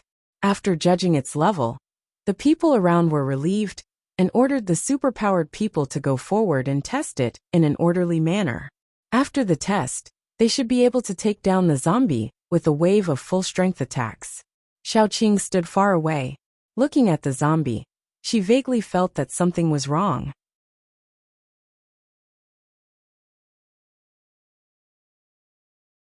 Chapter 503. Shaoqing's intuition told her that something was wrong. Her intuition was very accurate. She had escaped from danger many times by relying on her intuition. As soon as she saw the zombie, she couldn't help but frown. She felt that something was wrong. She whispered to Qin Zishi, "I feel that something is wrong." "What's wrong?" Qin Zishi didn't find anything wrong, so she frowned and looked hard. However, no matter how hard she looked, it was just an ordinary level 4 zombie. She could tell from its reaction when it was attacked. "I don't know what to say." Shaoqing gritted her teeth, then said, "Trust me, just tell everyone to be more vigilant." Before she finished speaking, there was a change in the scene. Suddenly, a black bug came out from behind the zombie that was struggling for its life. The bug was very small, so it couldn't be seen clearly at ordinary times. But what if it became a dense swarm? In a few seconds, the whole zombie was covered with bugs. Then they gave up on the zombie and quickly crawled around. An Earth paranormal who was closer to the zombie quickly put up an Earth shield. He reacted very quickly, but he still screamed. The swarm of bugs crawled on his body in an instant. The Earth shield didn't work at all. It couldn't even stop them. He screamed and ran towards his companions. After running a few steps, he stopped. Then the crows and the bugs scattered on their own. Clatter, clatter, clatter. Bones scattered all over the ground. The bones had been gnawed clean. The color was still red, but there was not even a trace of meat on them. Seeing this scene, everyone couldn't help but step back in fear. However, the bugs were very fast. Some people couldn't help but throw things like fireballs and wind blades at the bugs. Then, they were horrified to find that the fireballs and the like disappeared quickly after they were thrown into the swarm. Then, those bugs seemed to be a little bigger. They could devour superpowers. Everyone stepped back. Xiaoqing quickly stepped forward. Vines rose from the ground and turned into a wall of vines, then stopped the bugs. This was only temporary, because Xiaoqing could feel that they were gnawing at the vines, and they were gnawing at them at a fast speed. Everyone couldn't help but start retreating. Qin Zishi hurriedly stepped forward to stop them. Xiaoqing called Yanqiue over. You try. Yanqiue nodded and used his skill. Then his expression changed. This won't do. Their shells are very hard. I can't crush them. Xiaoqing did not panic. She took out a dagger, and then used the vines to grab a bug from the swarm. She slashed down with the dagger, and with a ding, it was unscathed. The black bug had a pointy head and extremely sharp teeth. Its body was covered with a black shell that was extremely hard. There were also faint lines on the shell that could not be seen. Xiaoqing took advantage of the fact that the wall of vines had not been eaten, and called a few people over. She tried all kinds of methods, and finally found that these things could indeed devour supernatural abilities. Whether it was supernatural abilities or sharp blades, they had no effect on them. Then, Xiaoqing unexpectedly found a white spot on the worm's stomach. She quietly stretched out her fingernail and poked it into the worm's stomach. She found its weakness, but fucking turn them over one by one and poke their navel? Not to mention that there were so many of them. Just poking them was tiring. Xiaoqing was a little desperate. She originally wanted to throw away the worm's corpse, but in the end, she found a glass bottle and put it in. Find someone to send it back to the capital and study it.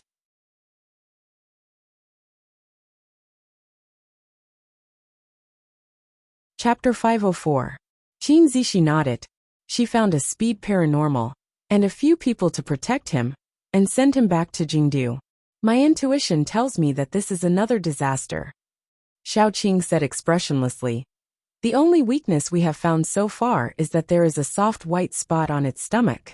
We haven't found anything else, but we can't turn them over one by one and poke their stomachs. The second point is that they are not interested in zombies. They probably use zombies as boats. Xiaoqing pointed at the fourth-level zombies that were still alive. These insects were hidden in the bodies of zombies and smuggled over. She was now very curious about what happened in Country M that caused these black insects to smuggle into the country. After adding another layer of vine wall to encircle the insects, Xiaoqing said, "We can't go on like this. They keep eating my vines and keep growing." Her vines also contain elements of supernatural power. Everyone looked at each other. These insects came in a strange way. Fortunately, their individual attack power was not strong. Even so, they could not be killed or trapped, which was very troublesome. They could not just trap them like this and kill them one by one, right? They are reproducing. Someone screamed. Xiaoqing frowned and looked at them. Then she found that these insects, after reaching a certain size, would not grow. Then they would excrete white eggs and hang on the vines. Soon small insects would break out of their shells. The small insects would eat, and soon they would grow bigger and give birth to eggs immediately. Xiaoqing felt itchy all over in an instant, and her hair stood on end. Their hard shells could not be killed. They could devour supernatural power to strengthen themselves and reproduce so quickly. What were their shortcomings?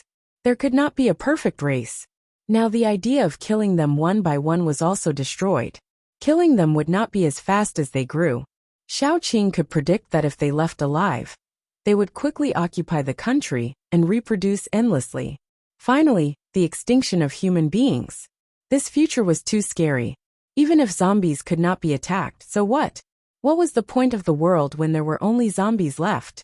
Xiaoqing looked very serious. She killed a few more insects and handed them to Yanqiue. "I'll leave them to you."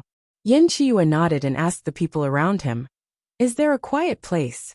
Immediately, someone led him away. Before Yin Chiyue could figure out how to contain the insects, they could only slowly think of a way. A group of people squatted behind the wall of vines and began to use their own methods to deal with those insects. Xiaoqing also tried one after another. Xiaotang's poison was useless, Guangguang's poison was useless. She suddenly had a thought. Where was the daughter? Therefore she threw out the daughter seed. The daughter seed was too small, so when it was attached to the insect, it would not be discovered at all.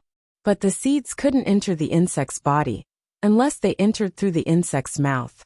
But even the seeds of daughter would be eaten. She was very helpless. After trying everything once, she released her man-eating flower and sighed. Big flower, this is your little sister little flower. The man-eating flower could not understand. It only saw food. After being released, it stretched out its flower head without saying anything. The petals closed and swallowed a bunch of insects. Xiaoqing quickly patted the big flower. Baby, spit it out. This thing can't be eaten. They might even eat you. The big flower shook its flower head. It was originally a tyrant. How could it spit out the meat in its mouth?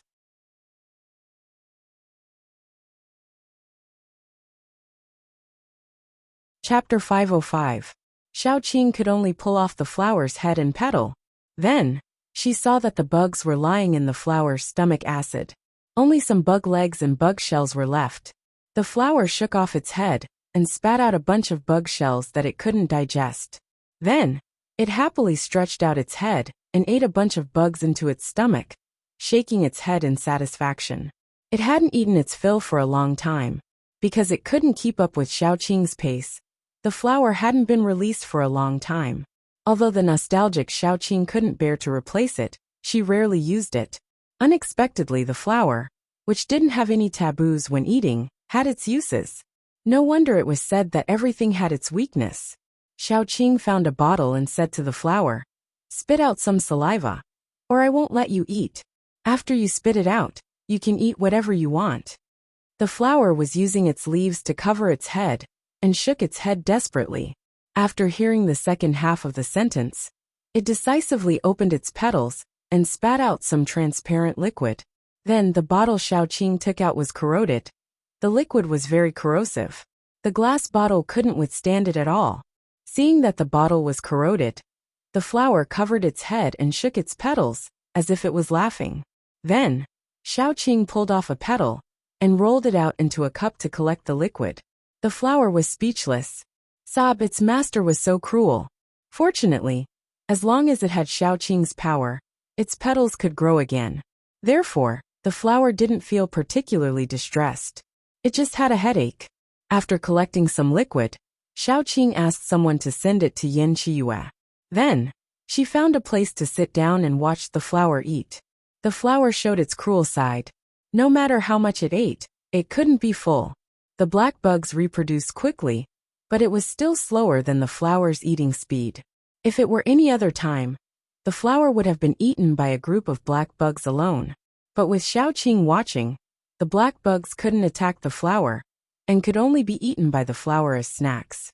Although the speed at which the big flower ate the black insects was faster than the speed at which it reproduced, it was not much faster. It could only be said that the number of black insects was slowly decreasing. Even so, it was enough to surprise the surrounding people. They cheered as if they had been saved. Xiaoqing, on the other hand, was not as optimistic. She said to Qin Zishi, "I suspect that there are already zombies carrying black bugs that have entered the mainland before this." "I don't think so. These black bugs reproduce very quickly. If there were really zombies carrying them into the inland, they should have exploded by now." Xiaoqing always felt that the crisis would not be solved so easily. She touched the flower's leaves and encouraged it to continue eating. She said, "If there's a chance, it's best to go to Country M and see what's going on there. There are zombies and black bugs that have been smuggled in. Who knows, there might be other things." Qin Zishi rested her chin on her hand and said, "The people in Jingdu are ready to go to Country M. Firstly, they want to investigate the situation there, especially in terms of strength. Secondly, many overseas Chinese have contacted Jingdu several times, wanting to return home. However, because of the zombie siege and the things on the coast, they don't have enough people. So this matter has been delayed. Xiaoqing nodded. Originally, she wanted to say that if the people in the capital wanted to go, they could bring her along. Later, she realized that things were different now. With her current status, no one would dare to bring her along. Qin Zishi seemed to have seen through Xiaoqing's thoughts. He whispered, "My grandfather sent people to organize it. If you want to go, we can bring you along. We'll talk about it when the time comes." Xiaoqing did not want to say too much. She didn't know what would happen when the time came. She fiddled with the flower's leaves and said, "I'm not in the country these days. Is there any fresh news?" Anyway, she was waiting for news from Yan Qiyue. Instead of sitting idly, she might as well chat.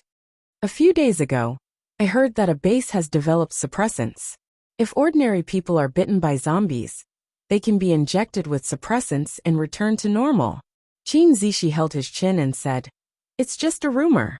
I don't know whether they have developed it or not. The research institute in the capital is also useless. After the incident with you last time, the senior management in the research institute has changed. Now they are also researching suppressants, but there are no results yet." Xiaoqing nodded. If they could really develop suppressants, it would be a good thing. She didn't know whether the suppressants would be effective on infected people, like her and Air Dai. However, she felt that suppressants might not only bring good fortune, but also disaster, especially when the suppressants were not in the hands of the government. While she was chatting with Qin Zishi, Yan Qiyue had quickly found the most important thing. This was also thanks to the flower.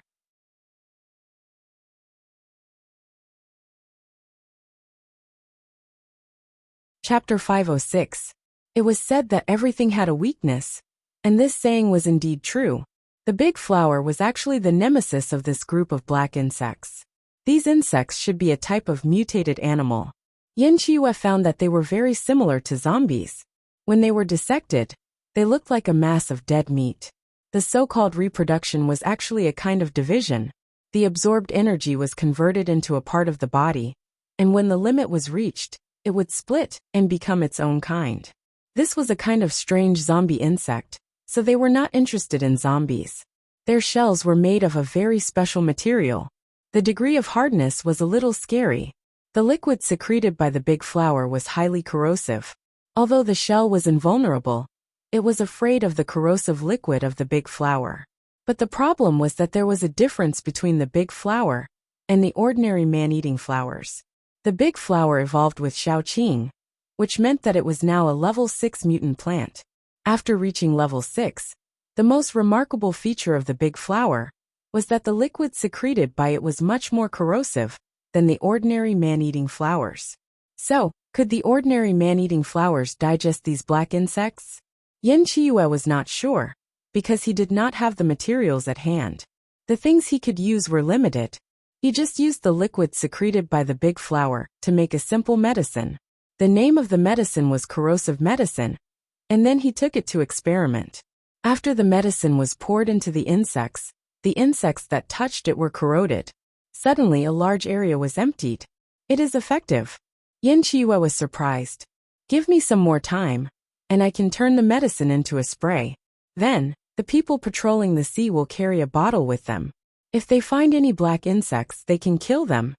Xiaoqing nodded, and then said to the person in charge, "Please send your men to look for man-eating flowers nearby.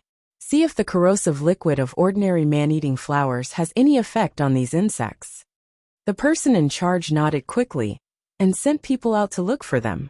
Xiaoqing threatened the big flower and spat out more liquid. She asked Yan Qiyue to do the research. The big flower felt wronged, but it was soon comforted with so many insects to eat. After the insects were killed by the big flower, it had some indigestion. After all, although the insects were small, they carried a lot of energy. After eating them, it needed to digest. The plan to use Dehua to eliminate the insects was naturally announced to be a failure. After Dehua ate a group of insects, it took an entire night to digest them.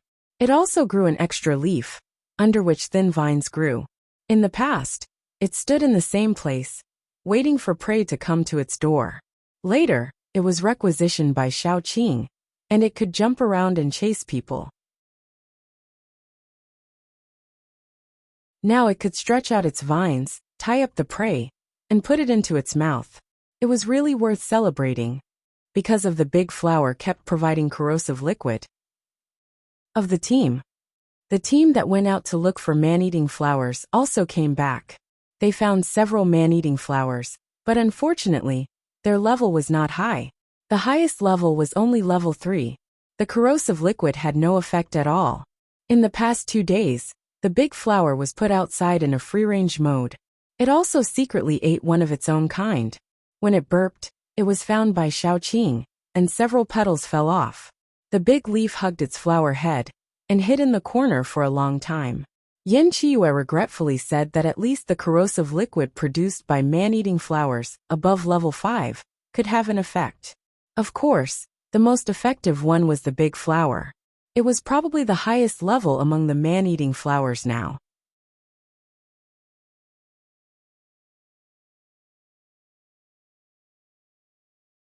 Chapter 507. After the results were out, Xiaoqing thought for a long time and finally said, Zishi, bring some people and stay here to guard against those black bugs. Qiyue and I will go to the forest to see if there are any high-level man-eating flowers. Relying on the flowers alone was not feasible. They needed more corrosive liquid to make the spray.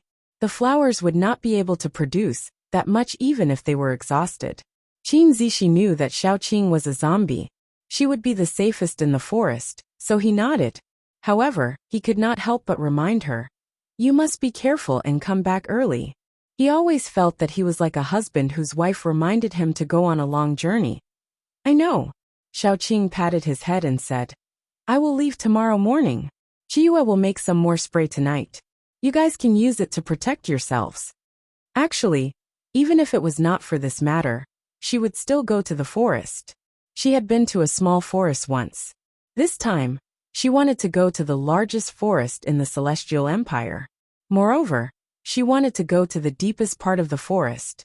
Anyway, after she broke through to level 6, she still needed a mutated plant. This time, she could also settle this matter, killing 2 birds with 1 stone. The next morning they left, leaving behind the spray that Yin Qiyu had rushed to make overnight. Because of this, the flowers drooped their heads and leaves, looking pitiful. Yin Qiyu only slept for 2 hours at night. She kept yawning and looked very pitiful. After Xiaoqing left with them, she went nearby and caught a mutated tiger, so that Yin Qiyu could sleep on its back for a while. Yiyu was very proud. She squatted on the tiger's head and jumped around. The tiger did not dare to complain. It was already scared by Xiaoqing. Yiyu was probably the first rabbit that dared to behave atrociously on the tiger's head. The largest forest was in the southernmost part of the Celestial Empire. There it rained for 10 out of 12 months. Sometimes it was a downpour, and sometimes it was a continuous drizzle. Because of the overly humid weather, the forest there was exceptionally lush. When Xiaoqing and Dai arrived at the place, it was rare that it wasn't raining. The sky was clear, although it was cloudy and they couldn't see clearly. After a short rest, Xiaoqing let go of the tiger. She held the soft little fish and led the other animals at home into the jungle. She didn't dare to enter the forest for the first time with her strength. Now that she was at level 6, she didn't dare to say that she was the best in the world. But she could be considered one of the top few people. There were no weaklings around him, so he was exceptionally confident. Their days in the jungle were as comfortable as their own home. When they were hungry, there were ingredients all around them. They could eat whatever they wanted. It was very fresh. There were vegetables and meat. Xiaoqing even wanted to move the entire river town here. When we are free, we can come here and transplant some trees to the back of Rivertown. Then we can catch some of these wild vegetables, mushrooms, and animals and rear them in captivity. When Xiaoqing said that, she felt that she was about to salivate. The happiest thing in the world was to have an ingredient warehouse at your doorstep. You could eat whatever you wanted. It was all fresh. The corner of Yin Qiyue's mouth twitched. Then she said, "As long as you are happy." The moment they entered the jungle, they met with a disaster. Usually, no one dared to enter this jungle because it was too dangerous. Even the periphery of the jungle was full of danger. There were simply not many people who dared to come to their deaths. Therefore, the plants and mutated animals in the jungle lived very freely. They acted like tyrants and no one dared to provoke them. But Xiaoqing came, and even brought a family over. The entire jungle was in a mess. The originally arrogant mutated animals now ran away when they saw Xiaoqing. Because if they ran too slowly, they would become a plate of barbecue or a pot of pork ribs.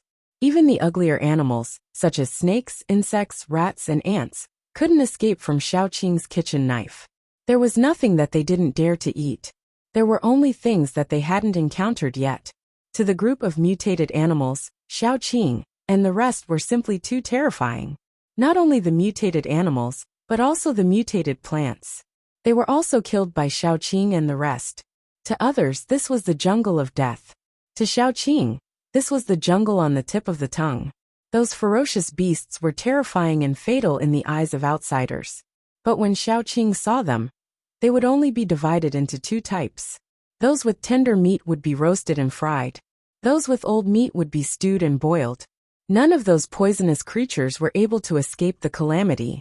In terms of the horror of a foodie, Xiaoqing let air die, and the rest into the depths of the jungle. At first, they encountered many mutated beasts. When some saw them, they bared their teeth and rushed up with saliva. Later, as long as they heard the movement, they would swarm away, only leaving Xiaoqing and the rest to see a trail of dust. Yan Qiyu began to doubt later.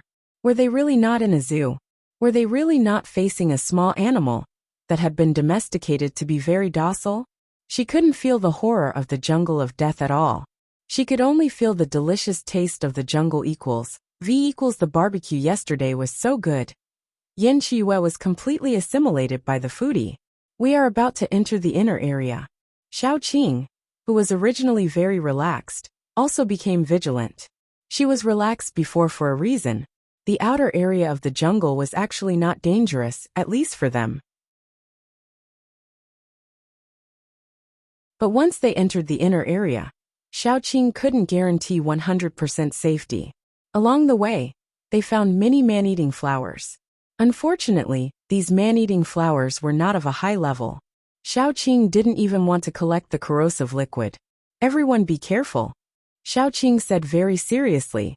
When Yan Qiyu and the rest heard Xiaoqing's words, they became more vigilant. Especially Air Dai. He listened to Xiaoqing the most.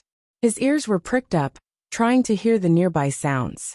He could distinguish where was dangerous and where was safe, so that he could protect Xiaoqing well. They walked towards places suitable for the growth of man-eating flowers, trying to find a higher level of man-eating flowers. Then they would collect some corrosive liquid and let the big flower swallow some. Swallowing its own kind could make the big flower grow faster and feed back to Xiaoqing. Xiaoqing would also benefit a lot. It could be said that it was killing two birds with one stone. But since they entered the inner area, they hadn't encountered any living creatures for 2 days.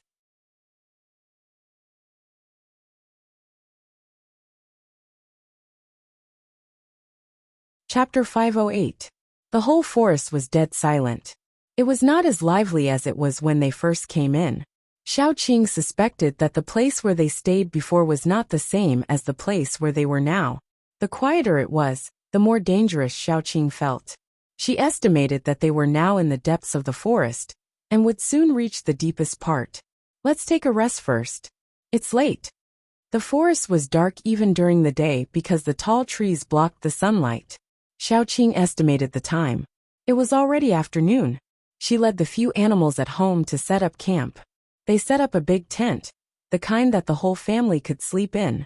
Then they went out to look for food. Yan Qiyu stayed to take care of the kids. Xiaoqing and Air Dai separated. One went to the east, while the other went to the west. One was responsible for looking for firewood, while the other was responsible for hunting. Air Dai couldn't tell which kind of wild vegetables were edible, so the first task was given to Xiaoqing. Xiaoqing mainly looked for wild vegetables, but if she saw some delicious prey, she would also help. After they entered the inner area, it was difficult to meet mutated animals. unless they took the initiative to look for them. For example, they could dig up their nests. Yes, they could dig up their nests directly. No matter how deep they hid, they couldn't hide from Erdi's search. He was quite sensitive in this aspect. Xiaoqing pushed aside the grass to look for edible wild vegetables, mushrooms and fungus growing under the trees. As long as it was edible, she would not let it go. She pushed aside the grass and found a pile of delicious mushrooms. She picked them and put them into the telepathic eye space. When she was ready to go to the next place, she saw a field of man-eating flowers not far away. What did it mean to travel far and wide in search of something, only to find it by chance? This was it. It was a whole field of man-eating flowers. Some plants were still small, and the tender flowers hadn't bloomed yet. Some were showing their fangs and claws, shaking their heads. There were two kinds of man-eating flowers. One kind had no leaves, only a huge flower head. It was short and emitted a foul smell to attract insects and small animals. One kind was like dehua, which could chase after people and bite them when they were arrogant. The former type of man-eating flower grew in clumps. They often grew together and emitted a strong smell, attracting a lot of prey. The latter kind of man-eating flower was a killer in the jungle. They usually lived in groups of 1 or 2, never more than 3 or 4. This place was filled with the same species as the big flowers. They grew one after another, going against the habits of man-eating flowers. Looking up, all he could see were gorgeous flowers swaying their heads, waiting for prey to come closer. Although they looked lazy now, as long as the prey came close, they would quickly become ferocious hunters and quickly devour the prey. Xiaoqing did not dare to be careless. When she approached, she first summoned the vines. The dense vines tightly clustered around her, protecting Xiaoqing. As soon as Xiaoqing got close to the man-eating flowers, those man-eating flowers quickly raised their heads. Some of them were closer to Xiaoqing. They had already opened their petals, revealing the sharp thorns hidden in the petals. Then, they were whipped by the vines and fell to the ground. After Xiaoqing entered the flower field, from the outside, she seemed to be surrounded. All the man-eating flowers turned their heads to her, eyeing covetously, as if they wanted to eat her. There were too many man-eating flowers here, especially in the periphery of the flower field. They were all low-level. Xiaoqing felt that she could release the big flowers and let them eat happily. There was a sweet smell in the air. Contrary to this smell, the thorns of the man-eating flowers were exposed in the air. Those sharp thorns were like fangs, shining with cold light.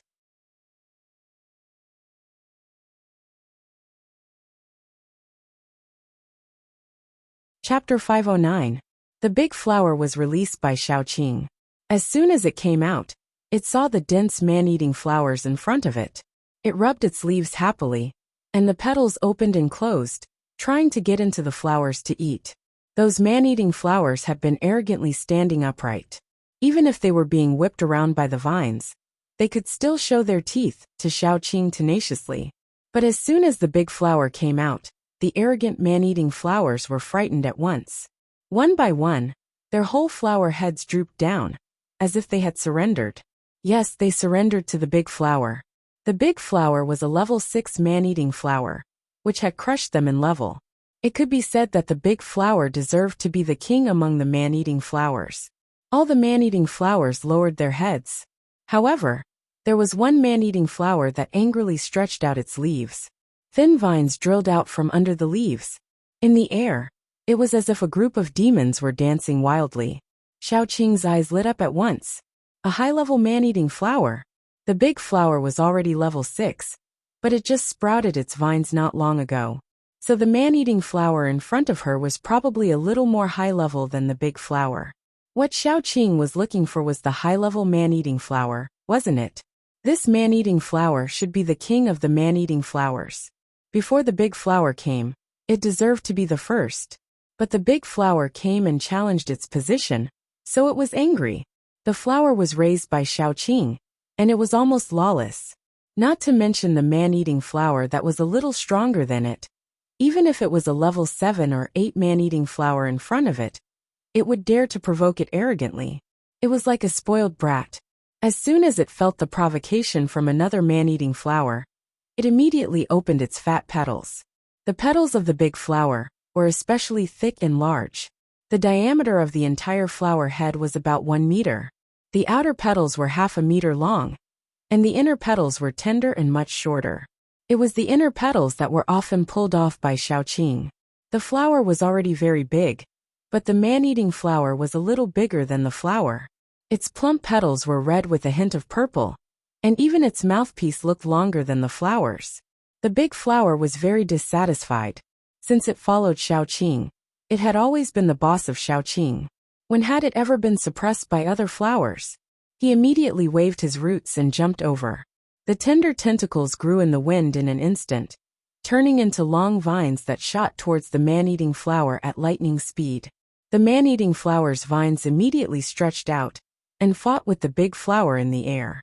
The surrounding man-eating flowers all lowered their heads obediently and lay on the ground shivering. This was a fight between two kings.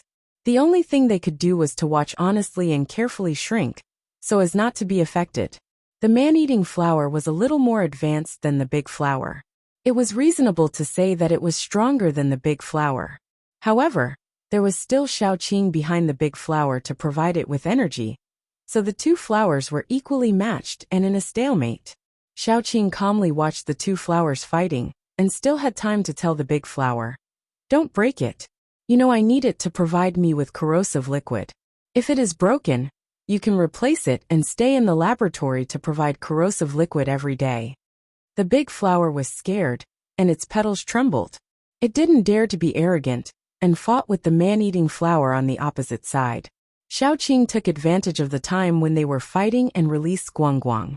As soon as Guangguang took root in the soil, it stretched its branches and leaves comfortably. Xiaoqing found that it was going to upgrade.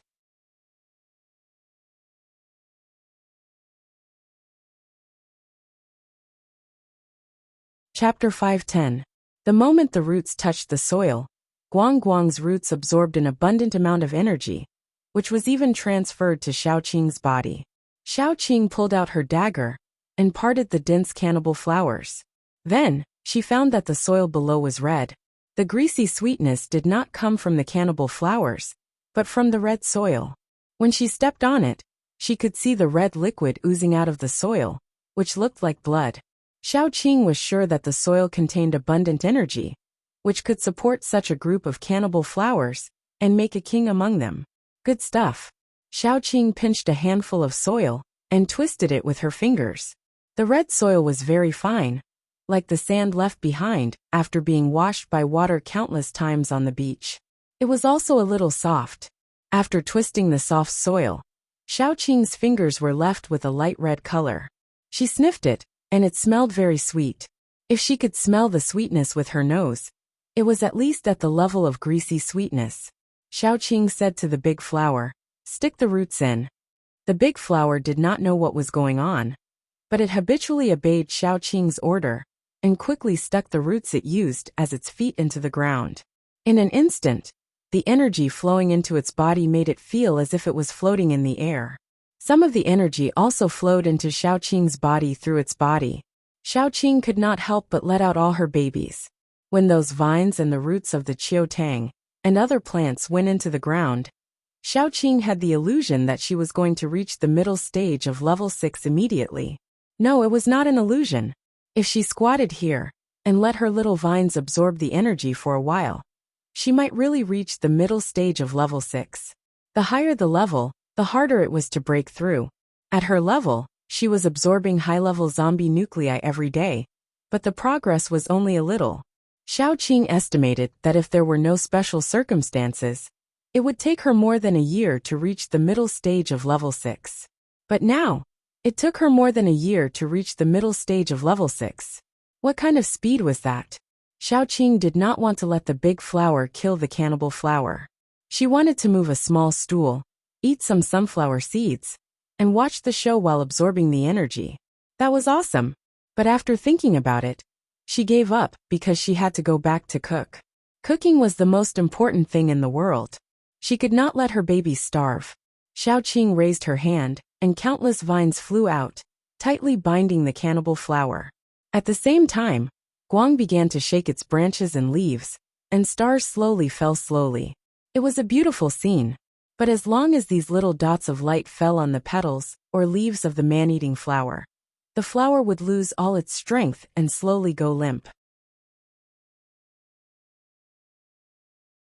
Even the biggest flower was no exception. The big flower. It had just warmed up. It had not come out for a long time. It had finally found an opponent that was on par with it, and could have a great battle. But it had been defeated by its master. It could not tell if this was a tragedy or a blessing. Xiaoqing pulled the huge cannibal flower out of the soil. Once it was out of the soil, it became even more dispirited. Xiaoqing tied it up tightly to prevent it from escaping. When they got back, she would hand it over to Yin Qiyue and let her squeeze out all the corrosive juice in its body.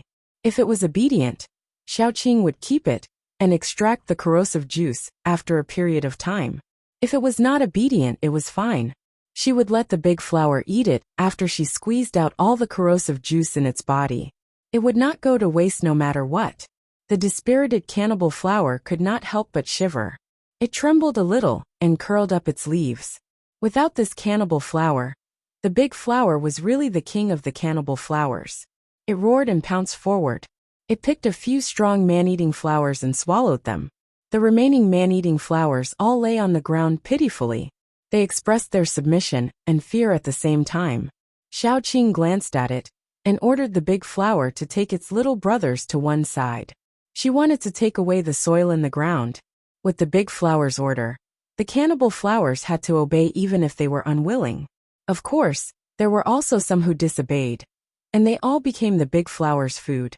A bunch of cannibal flowers pulled themselves out of the ground, touched the ground with their roots, and ran away with their leaves holding the flower heads. The scene was very funny and inexplicably funny. After they left, they stood in a row from tall to short, trembling and waiting for the big flower to choose something to eat. Xiaoqing rolled up her sleeves and was ready to dig 3 feet into the ground.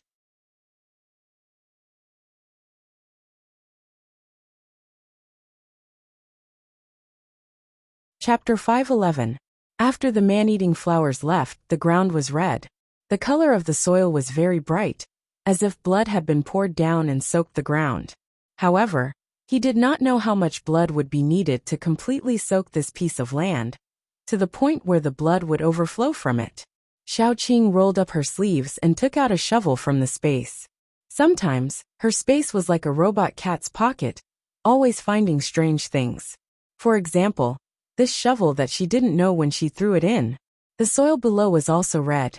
After digging nearly half a meter deep, the color of the soil returned to normal. Xiaoqing didn't know why the soil became like this, but it was enough for her to know that the soil was good. Xiaoqing, who was addicted to digging the soil, forgot the time. Yin Qiyue and the others, who had been waiting for her for a long time, came out to look for her, only to find that Xiaoqing was digging the soil with her butt up. She was digging happily. The space was originally full of things, but she directly cleared away some of the useless things and put the soil in. After seeing Yin Qiyue and the others, Xiaoqing waved her hand. "Come and help me." At first, Yin Qiyue thought that there was something in the ground, and she was looking for it. Later, he found that Xiaoqing was just looking for the soil in the ground. The corner of his mouth twitched. He took the shovel from Xiaoqing and began to work. What's the problem? He'd better ask after it was over. Looking at Xiaoqing's fanatical look, he guessed that he couldn't get the answer now. The two of them struggled for a long time before they dug out all the red soil and put it into Xiaoqing's space. Xiaoqing was very satisfied. She said to Yin Qiyue, "I'm going to take the seeds of the plants back and plant them in Jiang City." "Why do you suddenly want to do this?" Yin Qiyue asked in confusion. Xiaoqing then told Yin Qiyue what she had discovered. Yin Qiyue was also curious. "Get me some when we get back. I'll do my research." Xiaoqing agreed. Then, she instructed De Hua to pick what she needed to pick and eat what she could eat. She also didn't forget to leave some seeds for others. It was too cruel to eat all the seeds until they became extinct. The big flower picked a few that seemed to be of a higher level and ate them. As for the rest of the seedlings, it generously let them go. There was a saying among humans that was called draining the pond to catch all the fish. In its opinion, it was also extremely stupid. These man-eating flowers stayed where they were and wouldn't run away. Even if they did, they wouldn't be able to run far. It had eaten them all at once, and it wouldn't be able to eat them again. It was better to keep some of the less tasty seedlings and wait for them to grow up before eating them. What was this behavior called again? That's right, captivity. This forest was where it kept its food. Thinking about it, such a large forest was like a refrigerator that could keep food fresh. There was food everywhere. It could come and eat whenever it wanted to. It was simply awesome. The man-eating flowers that were let go trembled. Under Dehua's tyranny, they obediently returned to their original positions and took root near their original positions. This way, Dehua wouldn't have to look everywhere the next time it came. It was very convenient. She felt that she was so chicken juicy equals V equals let's go. Xiaoqing patted Dehua's head. Then, she brought Dehua and the other man-eating flower that was tied up into a ball and returned with Yin Qiyue. Air Dai was in charge of looking after the children. When they returned, Xiaoyu was lying on Air Dai's neck. Air Dai held Xiaohua's left hand and Little Bun's right hand. It was very harmonious. It was like a group of left-behind children waiting for their parents to return. Xiaoqing's heart ached as she patted Air Dai's head. Then, she threw the man-eating flower into a corner. Qiyue, bring some juice back. Dehua will cooperate with you. Discuss with this man-eating flower. If it's willing to continue cooperating with you in your research, we'll keep it. If it's not willing, it's fine. It's not bad to let Dehua eat all of its corrosive juice.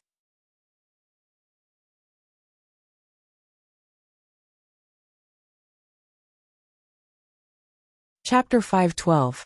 The man-eating flower in the corner trembled when it heard that. At its level, it had a certain level of consciousness. It was simply a threat to a flower. Flowers also had the right to be a flower. Before the angry man-eating flower could express how angry it was dragged into the tent by Yin Qiyue. The big flower also jumped over, shaking its leaves like a playboy's henchman. Yin Qiyue smiled and took out the tools to extract the juice, then took out a test tube made of the big flower's petals. He said very gently, "Are you willing to cooperate with me? Or are you willing to be eaten? I'm an ambitious man-eating flower." The man-eating flower shook its head and lowered its head to show that it surrendered. It was better to live than to die. After all, it was a high-level man-eating flower. It would be a pity if it died. With the man-eating flower in hand, they had completed half of the purpose of this trip. The other half was naturally a plant that Xiaoqing wanted to subdue. Therefore, they didn't leave immediately and planned to go deeper. After a night's rest, they were ready to continue moving forward. Probably their good luck was almost used up, so they continued to move forward for another 3 days. It seemed that they were infinitely close to the core, but they didn't encounter anything. Looking at the time, Xiaoqing couldn't help but give up. "I'm worried that something has happened outside. Let's go back first. Let's walk for another day. If we still haven't found anything, we'll go back." Yin Qiyue insisted. People who didn't know him would think that he wanted to subdue the plant. In Yin Qiyue's heart, probably all the people in the world were not as important as a single hair on Xiaoqing's body. He didn't want to delay Xiaoqing's improvement because of other people's affairs. He also knew that Xiaoqing would definitely not agree with his idea, so he compromised. Xiaoqing nodded and agreed. Then she felt very lucky that she didn't leave early, because in the afternoon of the second day, when they were about to leave, they finally arrived at the deepest part of the jungle, which was also the most mysterious place. The grass on the ground grew taller and thicker. Xiaoqing felt that something was wrong.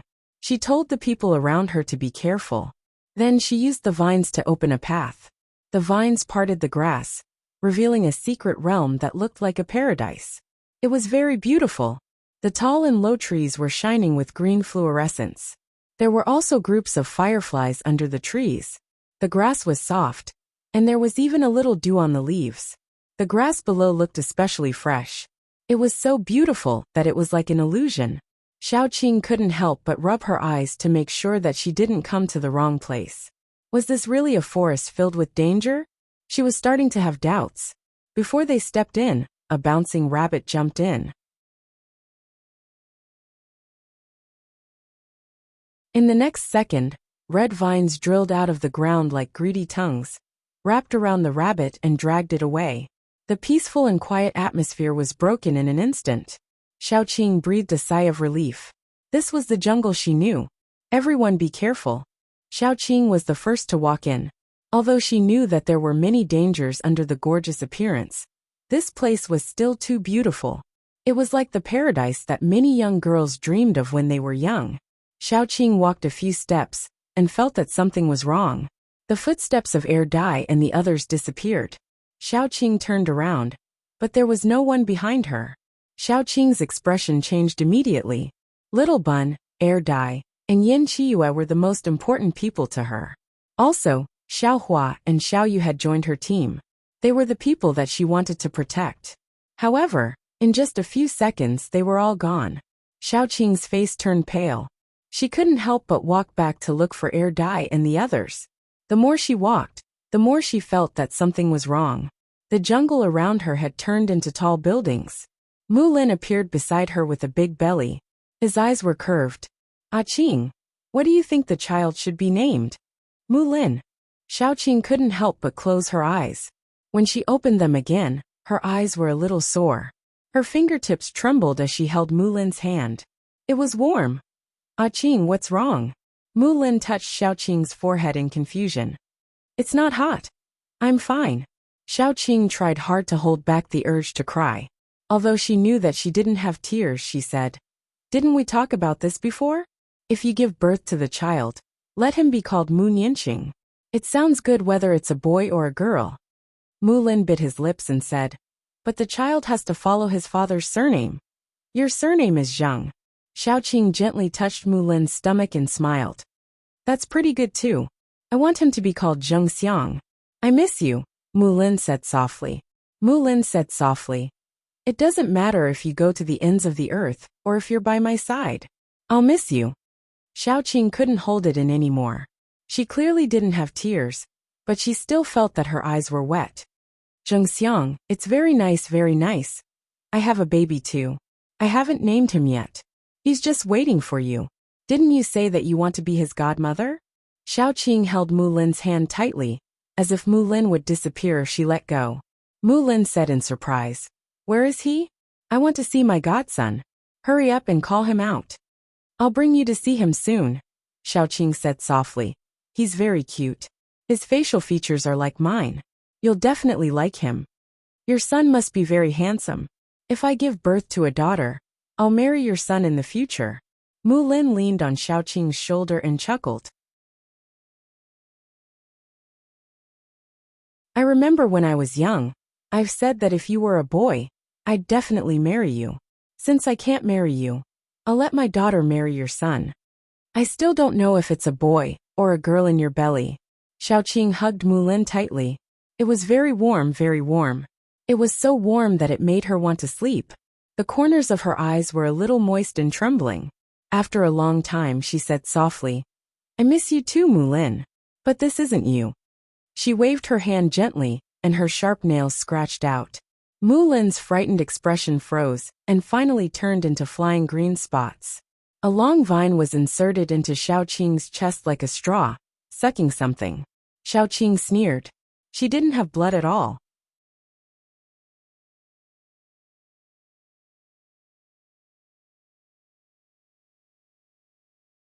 Chapter 513.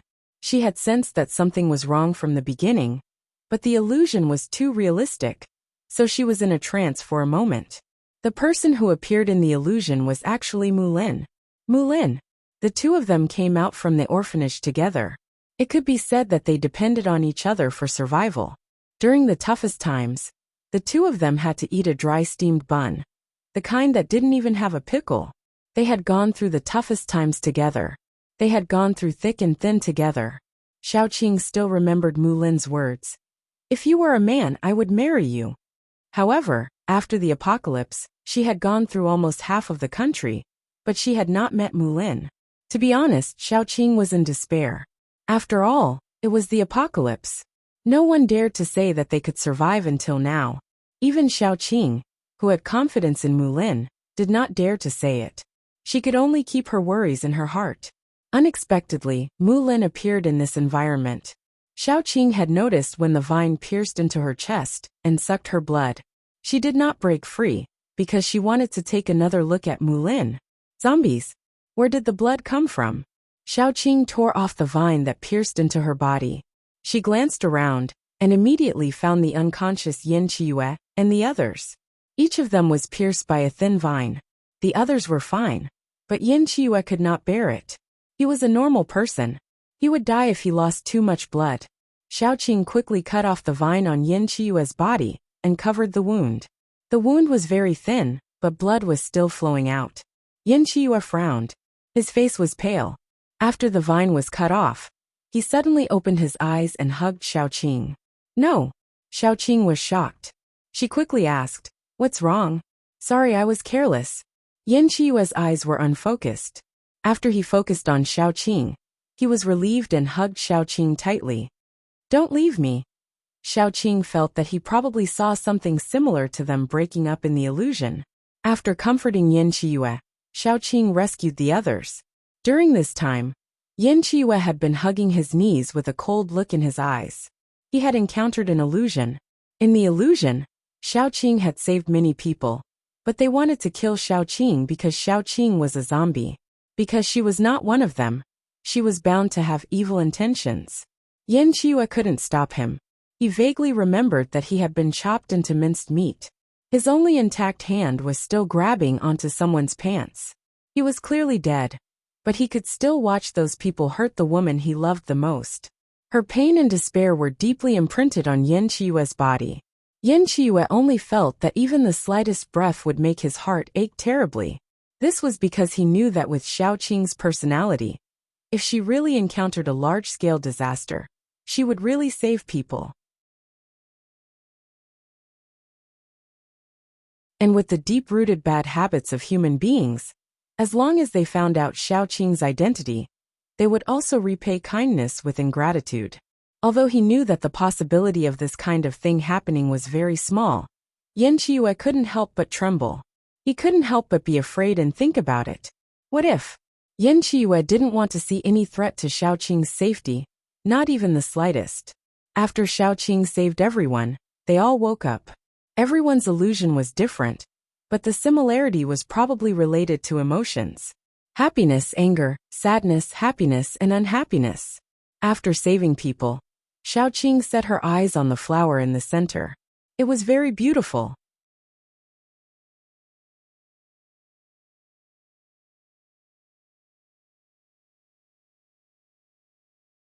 Chapter 5:14.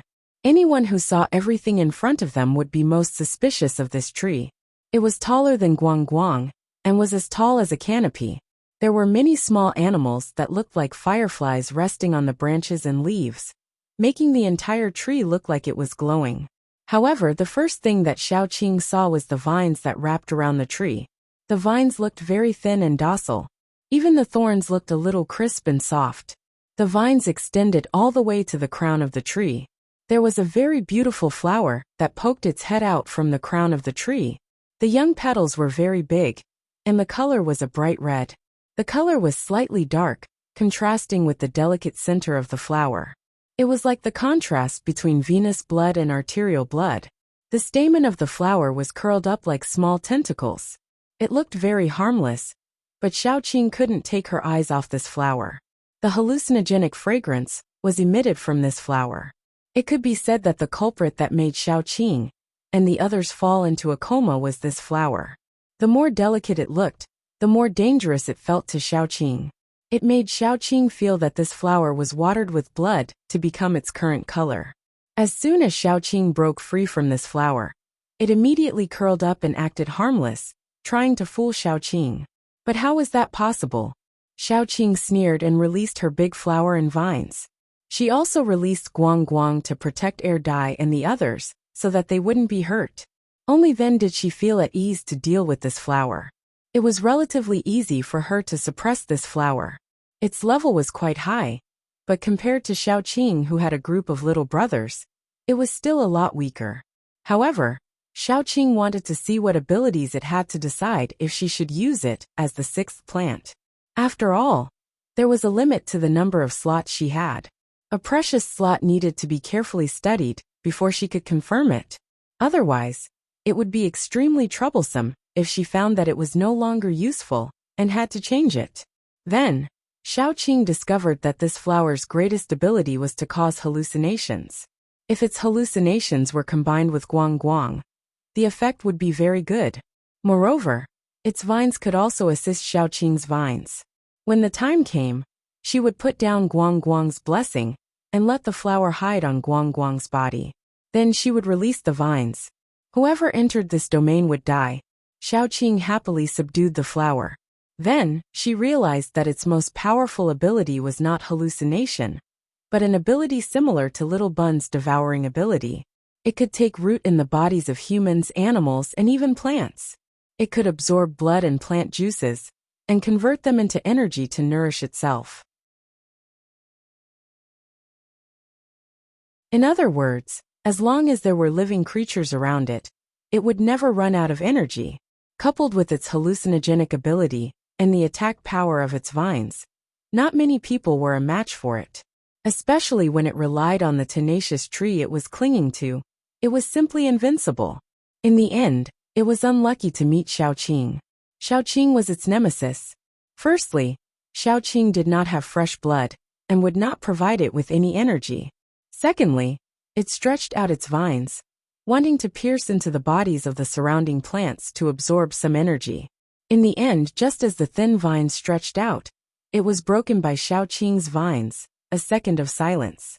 After following Xiaoqing, Xiaoqing was like a tiger that had grown wings. She was now the least afraid of group fights. When the time came, she would stand in the crowd, put down guang, plant the flower she named Little Red, and scatter the daughter. With Lord Vine in hand, Qiutang would ambush, and the big flower would take the heads of people. When its power was exhausted, she would let Little Red absorb the energy and feed it back to her. She was invincible as if she had cheated. Xiaoqing was satisfied. She prepared to leave with the injured people in the house. Then, she shrunk Little Red that was wrapped around her wrist. Suddenly, it stretched out its feelers and pointed behind the tree. What was there? Xiaoqing instructed Air Dai to lean on guang and take care of everyone. Then she walked over. As soon as she walked over, Xiaoqing was dumbfounded. Behind the tree, there was a deep pit. The pit was very deep, but when she lowered her head, she could see something at the bottom of the pit. There was a huge thing that looked like a flower bud at the bottom of the pit. If one ignored the outer layer of the placenta, this flower bud looked more like a giant heart. There were many bones hanging on the walls of the pit. It was the same at the bottom of the pit. There were probably many animals or humans who had become the waste of this heart. Little Red vaguely conveyed this information to Xiaoqing. These prey were all thrown in by the surrounding plants as fertilizer. This heart was considered a kind of plant, but it was not. It contained a lot of energy. Once it matured and was swallowed, there was a chance for it to rise to level 7 or even level 8. As the overlord of this area, Little Red had already treated this thing as something in her pocket. She was just waiting for it to mature so that she could eat it.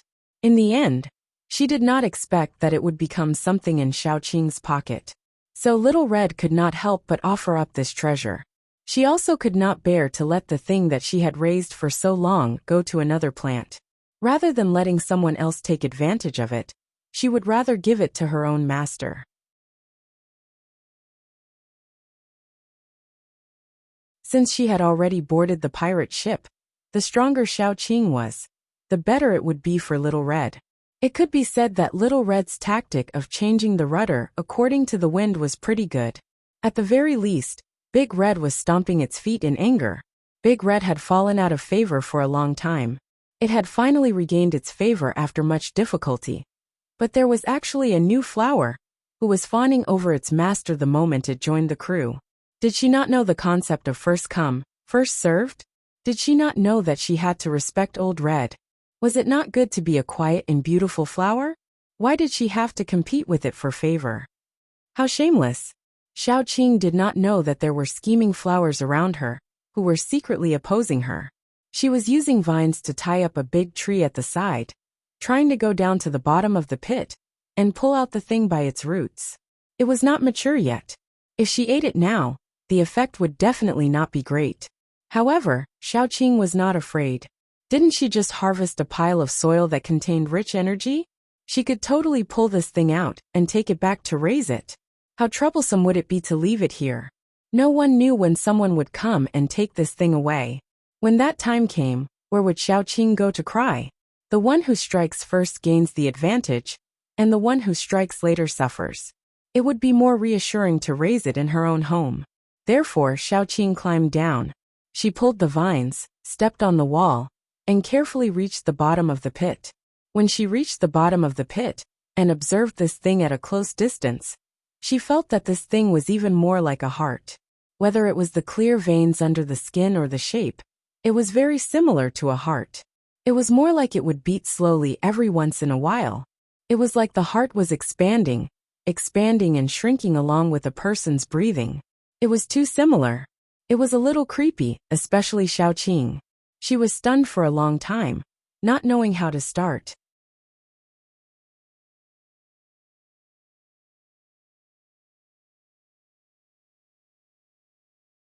Chapter 5:15.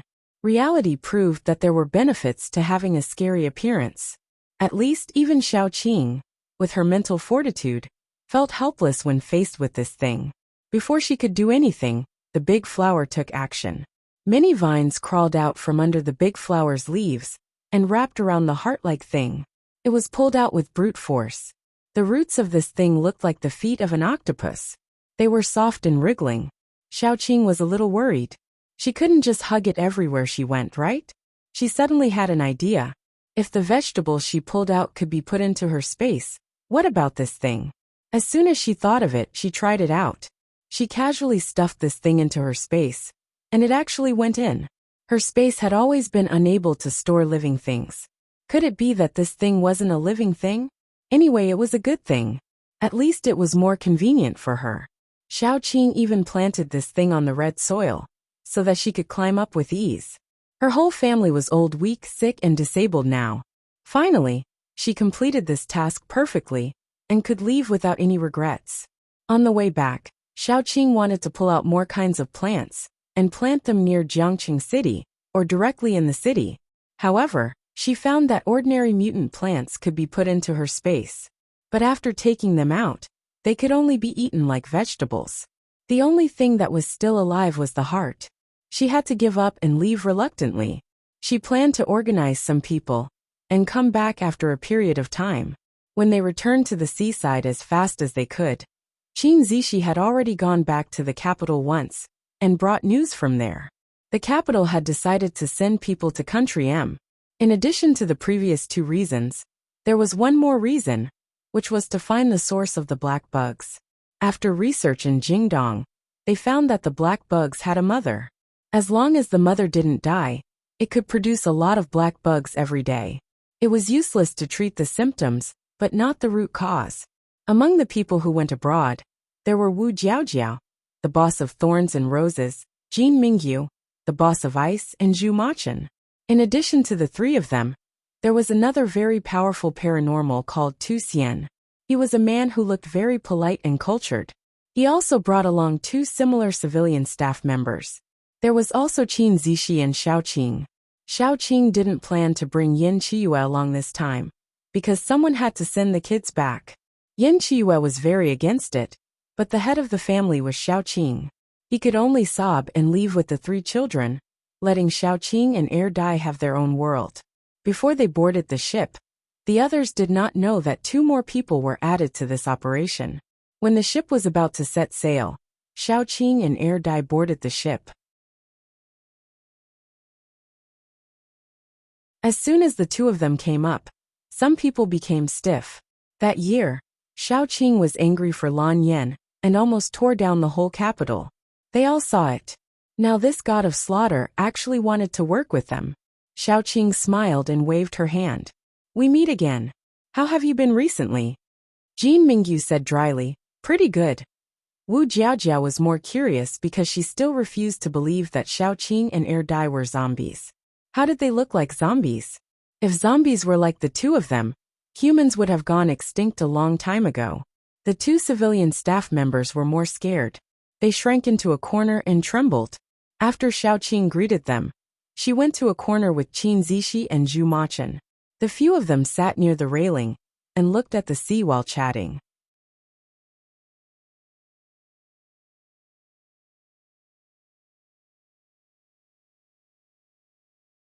Chapter 516.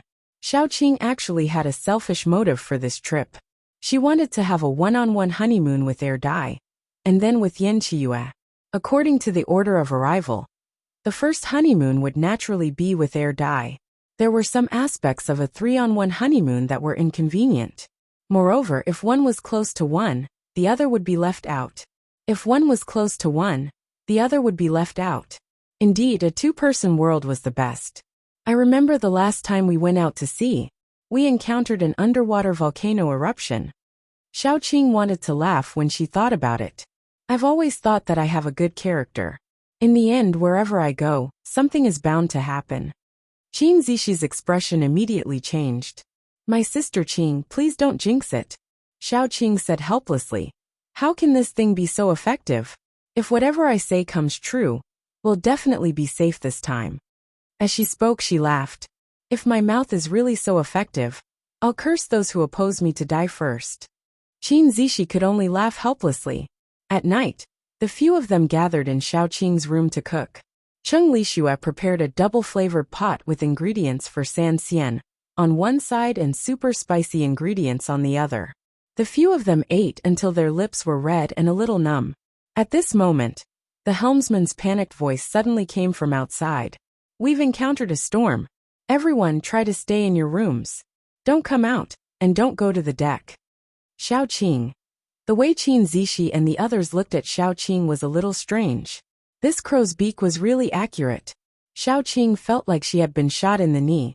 Could it be that she was actually the nth generation heir of the Yanling family? All right, let's go back to our rooms when we're full, Xiaoqing said helplessly. From what you said, it shouldn't be a big storm. Moreover, we're not far from the shore. Even if the ship... Sister Qing. Qin Zishi turned pale with fright. Don't say it. Xiaoqing. She fell silent and obediently went to bed with her Air Dai. Xiaoqing actually didn't care about whether the boat would capsize or not. The only thing she cared about was that if the boat capsized, they would have to go back and change to another boat, which would be a waste of time. As for other aspects, she was not worried. This was probably confidence brought about by strength. Xiaoqing hugged Air Dai and climbed onto the bed. Then she realized that she hadn't hugged Air Dai like this for a long time. The last time she hugged Air Dai like this was a long time ago. She seemed to have neglected Air Dai recently. Air Dai didn't know how to speak.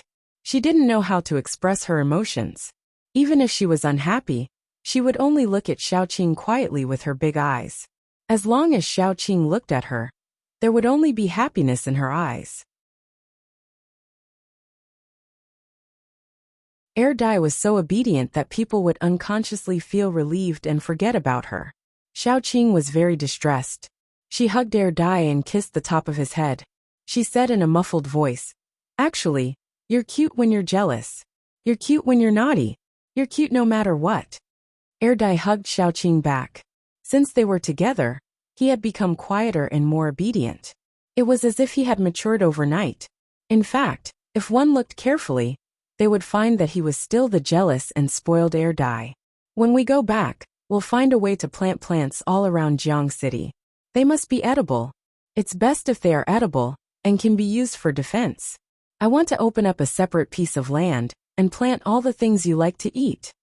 Xiaoqing leaned on Air Dai and sighed. So what if it's the end of the world? As long as we're happy as a family, it's fine. Air Dai quietly took off his clothes so that Xiaoqing could rest on his chest. Then he hugged Xiaoqing with satisfaction. He didn't know about those things. He only knew that he liked Xiaoqing and wanted to be with her forever. Air Dai loved other people because he loved them. If those people weren't important to Xiaoqing, he wouldn't even look at them. The best time of his life was the time he spent with Xiaoqing. Although these days, some strange images flashed in his mind. Those images didn't look like him. He should be Air Dai. He should be the silly air dye that belonged to Xiaoqing. He shouldn't be the gloomy and scary teenager that appeared in his mind. That couldn't be him. Xiaoqing definitely wouldn't like him. As dummy air thought about it, he shivered and hugged Xiaoqing tightly. His beast instinct told him that those memories were not necessarily good, so he was somewhat resistant.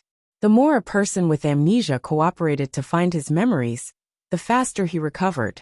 The more he resisted, the slower he recovered. This was normal. Air dye resisted, but no matter how much he resisted, he recovered bit by bit. This was also the reason why he became more and more silent. Sometimes he couldn't distinguish between reality and memory, but as long as he held Xiaoqing's hand, he would calm down. Because only in reality did he have Xiaoqing. If you could talk, you would. Xiaoqing touched Air Dye's cheek. She couldn't help but stop. If Air Dye recovered, he would probably leave. She imagined Air Dye changing into a different person. Perhaps the real Air Dye would be gentle and elegant, but always distant. Or maybe he would be calm and self-controlled. He wouldn't care about everything that happened when he lost his memory. You might even think that this relationship was ridiculous. Or maybe he would be serious and calm. He would think that it was humiliating to have the same woman as another man. But no matter how she thought, how she constructed, and what kind of personality she constructed, as long as she imagined that person as Air Dye, she would think that he was cute. She was hopeless. Even though she always told herself that if Air Dye recovered his memory and wanted to leave, she would let him go. She was always calm and prepared to imprison him if Air Dye left. This was her, a terrible, duplicitous woman. She was really capable of doing this. Imprisoning him by her side and chaining him up was probably a good choice. Then he wouldn't be able to leave. Even if he hated her, he could only stay by her side. With this thought, the corners of Xiaoqing's eyes turned red. She couldn't help but cover her face. Yin Qiyue had indeed led her astray. She was already bad. But this wasn't bad either. Air Dye seriously pulled Xiaoqing's hand away and planted a kiss at the corner of her eye. The gentleness in his eyes was about to overflow. Xiaoqing hugged Air Dye's waist and closed her eyes in satisfaction. He could only be hers. No one could take him away.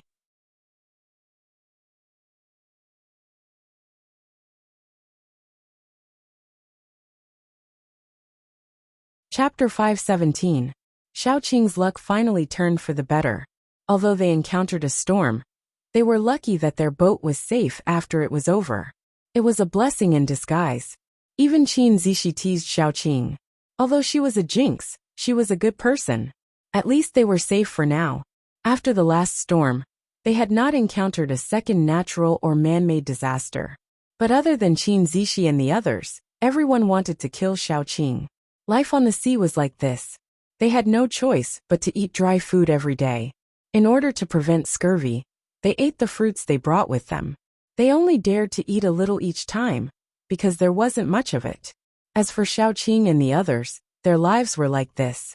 Every day, they would discuss what to eat today. Every day they would try new dishes. While they were pitifully gnawing on dry food, the others were eating seafood, barbecued meat, 3 meat dishes, 1 vegetable dish, and even soup. Other than being infuriated, what else could they say? They couldn't beat Air Dye in a fight, nor did they dare to scold him. Some shameless people even tried to eat some food, but when they got close, they saw Air Dye grinning at them. His teeth and expression couldn't be described by the word fierce. Therefore they gave up obediently. Some smart people wanted to buy some food from Xiaoqing, but after hearing the price, they gave up, because they really couldn't afford it. Some people secretly complained about Xiaoqing, but after thinking about it carefully, they felt that the price was actually quite reasonable. After all, fresh vegetables were very expensive on land, including meat and seafood. Although they were very common on the sea, what was more common on the sea were fierce beasts. Except for a master like Xiaoqing, there weren't many people who dared to go to the sea to look for food. Vegetables and meat were expensive on land, so they would definitely be more expensive on the sea. After all, the rarer something was, the more expensive it was. Besides, there were processing fees. Didn't people need money to cook? After thinking about it carefully, it was still very expensive. But what could they do? They couldn't force people to buy, sell, or rob. If they couldn't afford it, they could only watch. But the point was that Xiaoqing and the others were too much. Couldn't they hide their food and go back to their rooms? Don't let them see it. Even if she didn't want to eat in the room, because it was too cramped, she could have eaten on the deck. Could she not seduce them? That aroma, that dish, some people deliberately praised it loudly, as if they were afraid that they didn't know how delicious the dish was. To hell with being shameless. Therefore, other than Xiaoqing's group, everyone else was living in an abyss of suffering, while Xiaoqing's group's life was like heaven. This kind of gap made people have the urge to kill people every minute and every second. After enduring for a while, they finally arrived at Country M. The moment they saw the shore, a group of people cheered. The cheers were so loud that Xiaoqing was stunned. They hadn't been drifting on the sea for long. This group of people really couldn't bear hardships. How could this be? Xiaoqing, who didn't feel that she had abused their spirit, shook her head and looked helpless. Young people nowadays couldn't bear hardships compared to her generation.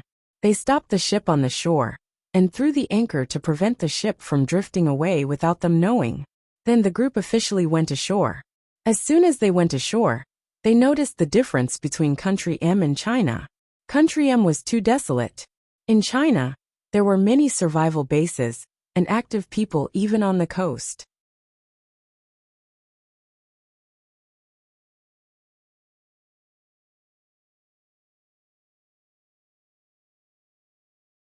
Chapter 518.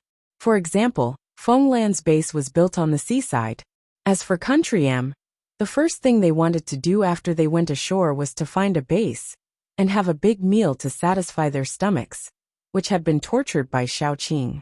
However, after walking for a day, they slowly went deep into Country M, but they didn't see a single person except for some building debris, let alone a survivor base.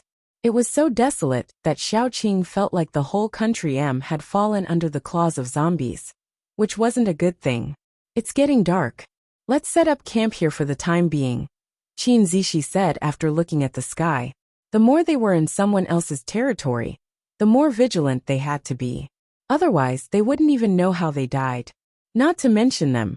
Even Xiaoqing didn't dare to run around at night in a strange foreign country, unless she wanted to die. Therefore, this group of poor people could only continue to accept Xiaoqing's mental abuse when they were full of hope. They rested for a night and continued to walk forward the next day. After walking for more than 2 days, they saw living people for the first time. The living people were a man and a woman, who were surrounded by zombies and looked to be in danger. Xiaoqing and the others happened to pass by and saw them. Originally, they didn't want to save them. After all, they didn't want to save 2 foreigners. It was Xiaoqing who suggested, "I think we should save them. There are so many zombies there, and they are 2 foreigners. Why should we save them? Are you the only one who is kind-hearted? Then you go and save them," one of the 2 civilian staff said stiffly. Xiaoqing ignored him and said faintly, "It's not a good idea for us to run around blindly like headless flies. If we save the 2 of them, they are our countrymen after all. They should know the situation of our country better than we do. They can lead the way for us." Everyone thought about it and agreed. They hadn't met anyone for 2 days. If they didn't save these 2 people, they might really run around like headless flies. They didn't know when they would find a survivor base. With 2 locals leading the way, it was naturally much more convenient. But some people were stubborn. In the time it takes to save him, we might have already found a survivor base. Then go look for it yourself, Xiaoqing said lazily. Then, she led Air Dai into the battle. As soon as she and Air Dai went over, Qin Lishi and Zhu Machen followed behind. Then Wu Jiaojiao joined the fray. Before Wu Jiaojiao joined the fray, she cast a sidelong glance at the civilian who spoke. "I've never seen anyone who can talk more than a girl." The civilian staff member glared at him, looking like he wanted to curse but couldn't. When Xiaoqing descended from the sky with her Air Dai, she saw the man and woman shouting for help with a surprised expression. Before Xiaoqing landed, she stretched out her finger, and countless vines rose from the ground. Those vines seemed to be alive, and they trapped the zombies tightly. The two foreigners weren't stupid. They quickly picked up their guns and started shooting. Because those zombies were trapped by the vines, they couldn't move at all, so they could shoot one zombie in the head with one shot. Occasionally, their hands would tremble a little, and they would miss their aim. At least 9 out of 10 bullets would hit the target. Erdi's lethality was much higher than the two foreigners. Wherever it went, there would be a rain of blood. After Xiaoqing landed, she called out Dehua. Dehua rushed into the zombie crowd with its little brother, Xiaohong. Whenever the zombies saw them, Xiaohong would immediately stretch out its tentacles and wrap the zombies tightly, then throw them to Dehua as a show of respect. You're tuning in to the Li Mei's Wuxia Whispers YouTube channel. We're so grateful for your support. And don't forget to subscribe to join us on this incredible journey through captivating stories. Your generosity through donations truly makes a world of difference, as it's the primary source of revenue that allows me to expand and enhance this channel for you. Thank you from the bottom of my heart for being a part of this adventure.